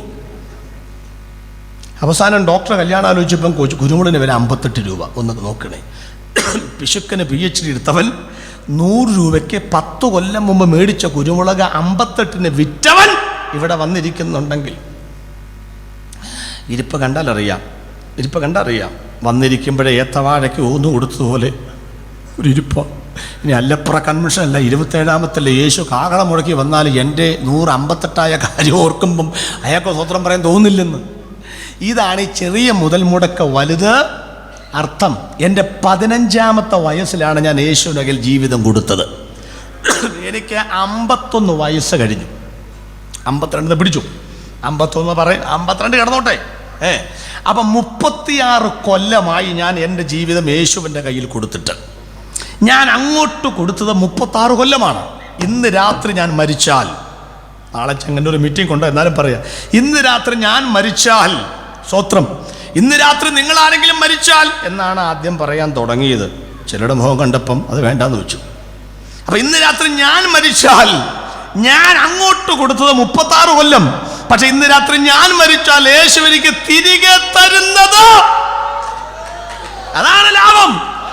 സെക്കൻഡുകൾ ഇല്ലാത്ത, മിനിറ്റുകൾ ഇല്ലാത്ത, മണിക്കൂറുകൾ ഇല്ലാത്ത, തിങ്കൾ ചൊവ്വ ബുധൻ വ്യാഴം വെള്ളി ശനി ഞായർ ദിവസങ്ങൾ ഇല്ലാത്ത, 1 2 3 4 ആഴ്ചകൾ ഇല്ലാത്ത, 2018 19 വർഷങ്ങൾ ഇല്ലാത്ത, 20 21 നൂറ്റാണ്ടുകൾ ഇല്ലാത്ത, സഹസ്രാബ്ദങ്ങൾ ഇല്ലാത്ത, കാലങ്ങൾ ഇല്ലാത്ത, കാലഘട്ടങ്ങൾ ഇല്ലാത്ത, ഋതുക്കളും ഋതുഭേദങ്ങളും ഇല്ലാത്ത നിത്യതയാണ് ദൈവം ഞങ്ങൾക്ക് തിരികെ തരുന്നത്. കാലമെല്ലാം കഴിയും, ഇന്ന് കാണുന്നതെല്ലാം അഴിയും, പിന്നെ പുതുയുഗം വിരിയും. തിരികെ ചിലക്ക് പോണമെന്നില്ല. 1658 പേരാണ് ചന്ദ്രനിൽ താമസിക്കുവാൻ കാശ് കൊടുത്തിരിക്കുന്നത്. ഇവിടെ താമസം പറ്റാത്തതുകൊണ്ട് പൊക്കോ, ഇവിടെ എല്ലാവരും കാശുള്ളവനെല്ലാം വെളിയിൽ പോവുമല്ലേ, വലിയ അടക്കമുള്ളവര് ഒക്കെ വെളിയിൽ പോകാം. ഇവിടെ നമ്മുടെ LPG ഗ്യാസിന്റെ കാശും 0 ബാലൻസ് അക്കൗണ്ട് 20 രൂപ ഊറ്റിയെടുത്തിട്ടാണ് അവൻ വേറെ രാജ്യത്ത് പോയിരിക്കുന്നത്. പോകട്ടെ, ഈ വേദി പറയുന്നില്ല 1600-ൽ പരം ആളുകൾ വേറെ ഗ്രഹത്തിൽ താമസിച്ച് കാശ് കൊടുത്തിട്ടുണ്ടെന്ന്. പെരുമ്പാവൂരുകാരെങ്ങാനും കാശ് കൊടുത്തിട്ടുണ്ടെങ്കിൽ നിങ്ങൾക്കൊരു ശുഭവാർത്ത, ഒരെണ്ണം അവിടെ പോവില്ല. ഇട്ട കാശ് സരിതയുടെ സോളാറിൽ ഇട്ടു എന്ന് വിചാരിച്ചാൽ മതി. ഞങ്ങൾ അവിടെ കാശ് ഇടൂല. എന്നാ കാര്യം അറിയാമോ? ഞങ്ങൾ ചൊവ്വായി പോകാതിരിക്കുന്നവരല്ല. ഞങ്ങൾക്ക് ബുധനും വേണ്ട, വ്യാഴവും വേണ്ട, വെള്ളിയും വേണ്ട, കണ്ടക ശനിയും വേണ്ട. പോകുന്നെങ്കിൽ ഞായറാഴ്ചയിലേക്ക് പോകുന്നുള്ളൂ, ആരാധനയിലേക്ക് പോകുന്നുള്ളെന്ന്. 1000 കോടി വാനഗോളങ്ങളെ താണ്ടി പോയിടുന്ന മാർഗം ഊഹിക്കാൻ പറ്റില്ല. പ്രിയപ്പെട്ടവരെ, അതുകൊണ്ട് സൂര്യനും ചന്ദ്രനും ഇവിടുന്ന് മാറിപ്പോകും. ഈ കാലങ്ങൾ മാറിപ്പോകും. പുതിയ കാലഘട്ടം വരും. നക്ഷത്രങ്ങൾ പെരുങ്കാറ്റുകൊണ്ട് ഉതിർന്ന് താഴെ വരും. കുറുപ്പമ്പടി അടക്കമുള്ളതൊക്കെ അന്യഗ്രഹ ജീവികളാണെന്നും പറഞ്ഞാൽ നമ്മളിരിക്കുന്നത്. അന്യഗ്രഹ ജീവികൾ. എനിക്ക് ഒത്തിരി കാര്യം പറയാനുണ്ടെങ്കിലും സമയത്ത് നിർത്തണമല്ലോ, മേലാ വിളിക്കണ്ടേ. സ്വത്രം. എന്നാ നക്ഷത്രം വന്ന് വീഴുന്ന വെളിപ്പാട് 8:10 കൊണ്ട് വായിച്ച ആളുകളൊക്കെ ബൈബിൾ സിബൊക്കെ ഇട്ടു. എനിക്കറിയാം. നേരത്തെ 8:30 കഴിഞ്ഞ സിബ് ഇടുമല്ലോ, അച്ചായൻ മാത്രം സിബ് വായിക്കും. 8:10 ഈ മൈക്കൊന്ന് ഓൺ ഞാൻ കൊടുത്ത്. അപ്പോൾ ദീപം പോലെ ജ്വലിക്കുന്ന ഒരു മഹാനക്ഷത്രം. ഞാൻ നിർത്താൻ പോവാണ് കേട്ടോ പാട്ടുകാരെ. യേശു മണവാളൻ നമ്മെ ചേർക്കുവാൻ മധ്യവാൽ വെളിപ്പെടുവാൻ. ആ പാട്ട് പാടി നമ്മൾ നിർത്തും അല്ലേ? നിങ്ങളതാണോ എനിക്കറിയില്ല. ഓഫറിംഗ് ഒക്കെ പുറകെ വരുന്നേ ഉള്ളൂ. ശ്രദ്ധിച്ചോളൂ. ഇപ്പം അനങ്ങണ്ട, അവിടെ ഇരുന്നോളൂ, അല്ലെങ്കിൽ മൊത്തം അനങ്ങിപ്പോവും. ശ്രദ്ധിച്ചോളൂ. അപ്പോൾ ദീപം പോലെ ജ്വലിക്കുന്ന ഒരു മഹാനക്ഷത്രം ആകാശ ഭൂമിയിലേക്ക് വന്ന് വീണൂന്ന്. നമുക്ക് വലിയ പ്രത്യേക എന്നാ കാര്യം? ദീപം പോലെ ജ്വലിക്കുന്നല്ലേ, കുഴപ്പമില്ല. എന്നാ കാര്യം? ദീപം ആ ദീപമല്ല, ഉഗ്രസ്ഫോടക ശേഷിയുള്ള TNTയുടെ 100 മടങ്ങ് എടുത്താൽ കിട്ടുന്നതിൻ്റെ വലിപ്പം എത്രയാണോ അതിൻ്റെ 100 ഇരട്ടിക്ക് പറയുന്ന പേരാണ് ദീപം. പണ്ടത്തെ ട്രാൻസ്ലേഷനാണ്. വേറൊരു വാക്ക് പറയാം. അന്ത്യകാഹള നാദത്തെങ്കിൽ പെട്ടെന്ന് കണ്ണിമയ്ക്കുന്നതിനിടയിൽ നമ്മളെവിടെ ചെല്ലും? സ്വർഗത്തിൽ ചെല്ലും. എനിക്ക് പണ്ട് ഈ വാക്യം വായിച്ചപ്പോൾ അങ്ങ് ഇഷ്ടപ്പെട്ടില്ല. എന്നു വെച്ചാൽ പെട്ടെന്ന് എന്തെങ്കിലും ചെയ്യുന്ന നാട്ടുകാർ കാണണ്ടേ? എന്നാൽ ഈ വേങ്ങൂർ പഞ്ചായത്തിലൊക്കെ ഞങ്ങൾ ആദ്യമൊക്കെ രക്ഷിക്കപ്പെടുന്ന ആളുകൾ കുറേ ഉണ്ട്. അപ്പോൾ നീ ഇതൊന്നും ശരിയല്ല നാട്ടുകാർ പറഞ്ഞ് കളിയാക്കൊണ്ടിരുന്ന ഞാൻ വിചാരിച്ചു പാരച്ചൂട്ടി പോയാൽ മതി. അപ്പോൾ തെങ്ങിൻ്റെ മുകളിലൊക്കെ എത്തുമ്പം താഴോട്ട് നോക്കിയിട്ട് പറഞ്ഞു, ഓറഞ്ച് ചേട്ടാ ഞങ്ങളൊക്കെ പോകുകയില്ലെന്ന് പറഞ്ഞ് ഞങ്ങൾ പോകുന്ന പോക്ക് കണ്ടോ എന്നൊക്കെ കൊച്ചി ചെറുപ്പത്തിൽ തോന്നി. അഹങ്കാരം കൊണ്ടാണോ അറിവില്ലായ്മ കൊണ്ടാണോ തോന്നി അവിടെ ഇരിക്കട്ടെ. പിന്നീട് പുസ്തകമൊക്കെ വായിച്ച് പഠിച്ചു എസ്കറ്റോളജിയൊക്കെ പഠിപ്പിക്കാൻ തുടങ്ങിയപ്പോഴാണ് മനസ്സിലായത് പാരച്ചൂട്ടി പോയി അവിടെ നിന്ന് എത്തില്ല എന്ന്. പെട്ടെന്ന് എന്നതിൻ്റെ ഗ്രീക്ക് വാക്ക് ടെം നോ എന്നാണ്. ആറ്റമിനിടയിൽ ടെം നോ എന്ന് പറഞ്ഞാൽ വിഭജിക്കുവാനാകാത്തത്. അത് വിഭജിക്കാം. H2O കത്തിയാൽ അഴിയും. അന്നത്തെ ഭാഷയാണത്. കണ്ണിമയ്ക്കുന്നതിനിടയിൽ സ്വർഗത്തിൽ പോവും. ഇന്നാണ് അങ്ങനെ എഴുതുമോ? എന്താ കാര്യം? അന്ന് കണ്ണിമയ്ക്കുന്നതിനിടയിൽ ഒന്നും നടക്കില്ല. ഇന്നാണെങ്കിൽ അങ്ങനെ എഴുതില്ല. കാരണം ഇന്ന് കണ്ണിമയ്ക്കുന്നതിനിടയിലാണ് എല്ലാ കോപ്രായും ഒപ്പിക്കുന്നത്. ഇന്നാണെങ്കിൽ എന്ത് എഴുതും? Photo finishing. നമ്മുടെ സ്പ്രിൻ്ററാണ് PT ഉഷ. ഒളിമ്പിക്സിൽ മെഡൽ കിട്ടാതെ പോയ സമയം അറിയാമോ? ഇതൊരു സെക്കൻഡ്. അതിൻ്റെ 700ൽ ഒരു അംശമാണ്. നമുക്ക് കണക്കൂട്ടാൻ പറ്റില്ല. ഒരു തലമുടിയെ 42 കീറി ഒരാൾ ഗിന്നസ് ബുക്കിൽ സാധനം പിടിച്ചിട്ടുണ്ട്. ആരോട് പറയാൻ? ഞങ്ങൾ ഇരിപ്പുണ്ടാ ഞങ്ങൾ 44 മുറിക്കുമല്ലോ. വെണ്ടയ്ക്ക കണ്ടിക്കുന്നല്ലോ. വട്ടം മുറിക്കുന്ന കാര്യമല്ല ഈ പറയുന്നത്, നീളം മുറിക്കുന്ന കാര്യമാണ് ഈ പറയുന്നത്. ഒരു ചാൻ തലമുടി ചോറിനകത്ത് കിടന്നാൽ നിങ്ങൾ കാണൂ? ഇല്ല. അതുകൊണ്ടല്ലേ തൊണ്ടയിൽ നിന്ന് തിരിച്ച് വലിച്ചെടുക്കുന്നത്. കണ്ടോ എവിടെ കിടന്നാ? ഈ സാധനം എവിടെ കിടന്നത്? ജേനയിരിശ്ശേരി ചാമ്പാടുകൊണ്ട് കൂട്ടി കുഴച്ചപ്പോൾ സാധനം കണ്ടില്ല. കുരുത്തത്തിന് പാമ്പിന്റെ വാല കിട്ടുന്ന പോലെ അറ്റം കിട്ടിയപ്പോഴാണ് തിരിച്ച് വലിച്ചിടുമ്പോൾ മാലപ്പടക്കം കണക്കെ ചോറ് തിരിച്ചു കയറി വരുന്നു. എൻ്റെ പൊന്നെ, യഗസ്ത്യാന പുസ്തകം പറയുകയാണ്, ഭൂമിക്കടുത്തുള്ള നക്ഷത്രത്തിൽ ചെല്ലാൻ 14,000 കൊല്ലമെടുക്കും. ഭൂമിക്കടുത്തുള്ള നക്ഷത്രത്തിൽ ചെല്ലാൻ 50 കൊല്ലം കഴിഞ്ഞ് കണ്ടുപിടിക്കുന്ന അത്യന്താധുനികമായ ഉപകരണം ഉണ്ടാക്കൽ 14,000 കൊല്ലമെടുക്കും. ഹലോ, പാരച്ചൂട്ടി പോണോ? ഏറെ നാളായി കാണാൻ ആശയായി കാത്തിരിക്കുന്ന പ്രിയനെ പാരച്ചൂട്ടി പോണോ?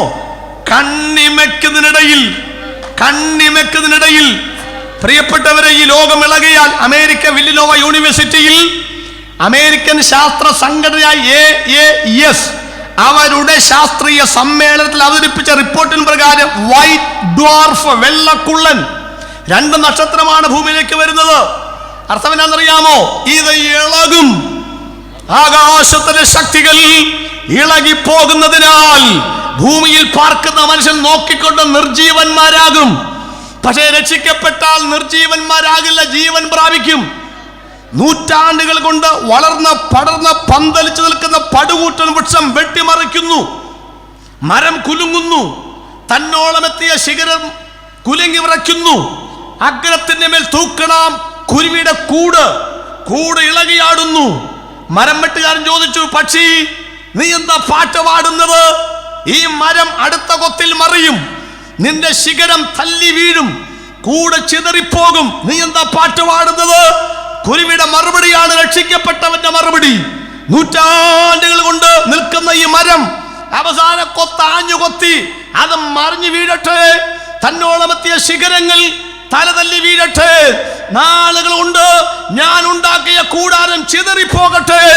പക്ഷെ ദൈവം എനിക്ക് 2 ചിറകുകൾ തന്നിട്ടുണ്ട്. അനന്തവികായസിലേക്ക് ഞാൻ പറന്നുയരും. ഈ രാത്രിയിൽ എന്റെ മെസ്സേജ് അവസാനിക്കുമ്പോൾ ഈ ലോകത്തിലെ മായാകുന്ന കാഴ്ചകൾ കണ്ട് ഇവിടെ അസ്തമിച്ചാൽ, ആകാശം ഇളകിയാൽ, ഭൂമി ഇളകിയാൽ, കരയിളകിയാൽ, കടലിളകിയാൽ, വിശ്വാസവും പ്രത്യാശയും എന്ന ചിറകുപയോഗിച്ച് യേശു ഒരുക്കുന്ന നിത്യതയിൽ പോകുമെന്ന് ഉറപ്പുള്ള എത്ര പേരുണ്ട് ഇന്ന് രാത്രി? 5 വീടുകൾ ബൈബിളിനകത്തുണ്ട്. 1 ഇസ്രായേൽ, 2 ദൈവസഭ, 3 ശരീരം, 4 കൈകൾ കൊണ്ട് പണിത വീട്. 4 വീടും ഭൂമിയിലാണ്. 1 മുറി മുതൽ 1788 മുറിയുള്ള ബ്രൂണൈ സുൽത്താന്റെ വീട് വരെ ലോകത്തിലുണ്ട്. ഇസ്രായേലിന്റെ വീട് 770 തകർന്നു. ദൈവസഭയാകുന്ന വീട് കർത്താവിന്റെ ഗംഭീരനാദം കേൾക്കുമ്പോൾ മാറ്റപ്പെടും. ശരീരമാകുന്ന വീട് 120 മണ്ണിലേക്ക് ചേരും. കൈകൾ കൊണ്ട് പണിത വീട് കാലപ്പഴക്കത്താൽ ജീർണിക്കും. ഇത് കണ്ടുപിടിച്ച മനുഷ്യനാണ് പൗലോസ്. അയാൾ 8.25 കോടി സ്വത്ത് പിറകിലേക്ക് വലിച്ചെറിഞ്ഞിട്ട് പറഞ്ഞു, എനിക്ക് 4 വീട്ടിൽ മെമ്പർഷിപ്പ് വേണ്ട, കൂടാരമായി ജീവിച്ചുകൊള്ളാം. പക്ഷെ എനിക്കൊരു വീടുണ്ട്, അത് 5ാമത്തെ വീടാണ്. കൂടാരമായ ഞങ്ങളുടെ ഭൗമ ഭവനം അഴിഞ്ഞു പോയാൽ അഴിയാത്തൊരു വീട് മരക്കിട്ടുറപ്പിക്കുവാൻ സുഹൃത്തെ നിനക്ക് കഴിയില്ല. അങ്ങനെ അഴിഞ്ഞു പോയാൽ കൈപ്പടിയല്ലാത്ത നിത്യഭവനമായി ദൈവത്തിന്റെ വക ദാനമായ കെട്ടിടം സ്വർഗത്തിലുണ്ടെന്ന് എത്ര പേർക്ക് ഉറപ്പുണ്ട് ഇന്ന് രാത്രിയിൽ? ആ ഉറപ്പിന് ആരെ സ്വീകരിക്കണം? യേശുവിനെ സ്വീകരിക്കണം. നിങ്ങൾക്കറിയാമോ, ഡോക്ടർ APJ അബ്ദുൽ കലാം അമേരിക്കയിൽ ചെന്നു. അവിടെ ചെന്നപ്പം അദ്ദേഹത്തെ ദേഹ പരിശോധന നടത്തി. നമ്മുടെ സാഹിത്യകാരന്മാർ ഇടപെട്ടു. മോശമായി പോയി. 35 കോടി ആളുള്ള അമേരിക്ക, 50 സ്റ്റേറ്റുള്ള അമേരിക്ക, 135 കോടി ആളുള്ള ഇന്ത്യയുടെ VIP എന്നപ്പം ദേഹ പരിശോധന നടത്താം. മോശമായി പോയി. പോയവർക്കറിയാം പരിശോധന അതിഗംഭീരമാ. 2015 ഞാൻ അവിടെ പോയി. എന്നെ 1.5 മണിക്കൂർ പിടിച്ചു നിർത്തി. എത്ര രൂപയുണ്ട്? ഞാൻ പറഞ്ഞു 150 രൂപ.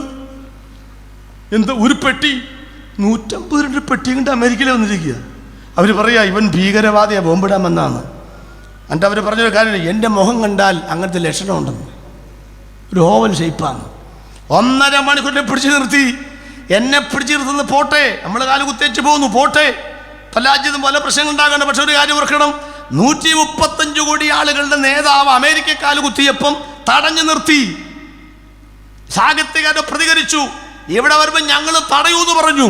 ബഹുമാനപ്പെട്ട APJ അബ്ദുൽ കലാം പറഞ്ഞു, എൻ്റെ കുഴപ്പമാണ്, അവരെ കുഴപ്പമല്ല. വിശദീകരിച്ചു. VIP-കൾ പോകേണ്ട വാതിലുണ്ട്, ഗ്രീൻ ചാനൽ. ആ വഴിയായി പോകാതെ അല്പ എളിമ കാണിച്ച് സാധാരണക്കാരന്റെ വാതിൽ വഴി പോയപ്പോഴാ തടഞ്ഞത്. നമുക്ക് വല്ല അർത്ഥം മനസ്സിലായോ? 135 കോടി ആളുകൾ രാജാവാന്ന് പറഞ്ഞാലും, ലോകത്തിലെ 2ാമത്തെ ജനാധിപത്യ രാജ്യത്തിന്റെ ജനസംഖ്യയുടെ നേതാവാന്ന് പറഞ്ഞാലും, അമേരിക്ക കാലുകുത്തണമെങ്കിൽ ആ രാജ്യത്തിന്റെ നിയമം അനുസരിക്കണം. Praise the Lord. സ്വർഗരാജ്യം ഡൊണാൾഡ് ട്രംപിന്റെ അല്ല. സ്വർഗരാജ്യം വ്ളാഡിമിർ പുടിന്റെ അല്ല. സ്വർഗരാജ്യം നാറ്റോ ശക്തികളുടെ അല്ല. സ്വർഗരാജ്യം ഒപെക് രാജ്യങ്ങളുടെ അല്ല. സ്വർഗരാജ്യം ഇവിടത്തെ ചേരിചേരാ പ്രസ്ഥാനത്തിന്റെ അല്ല. സ്വർഗരാജ്യം യൂറോയുടെ അല്ല.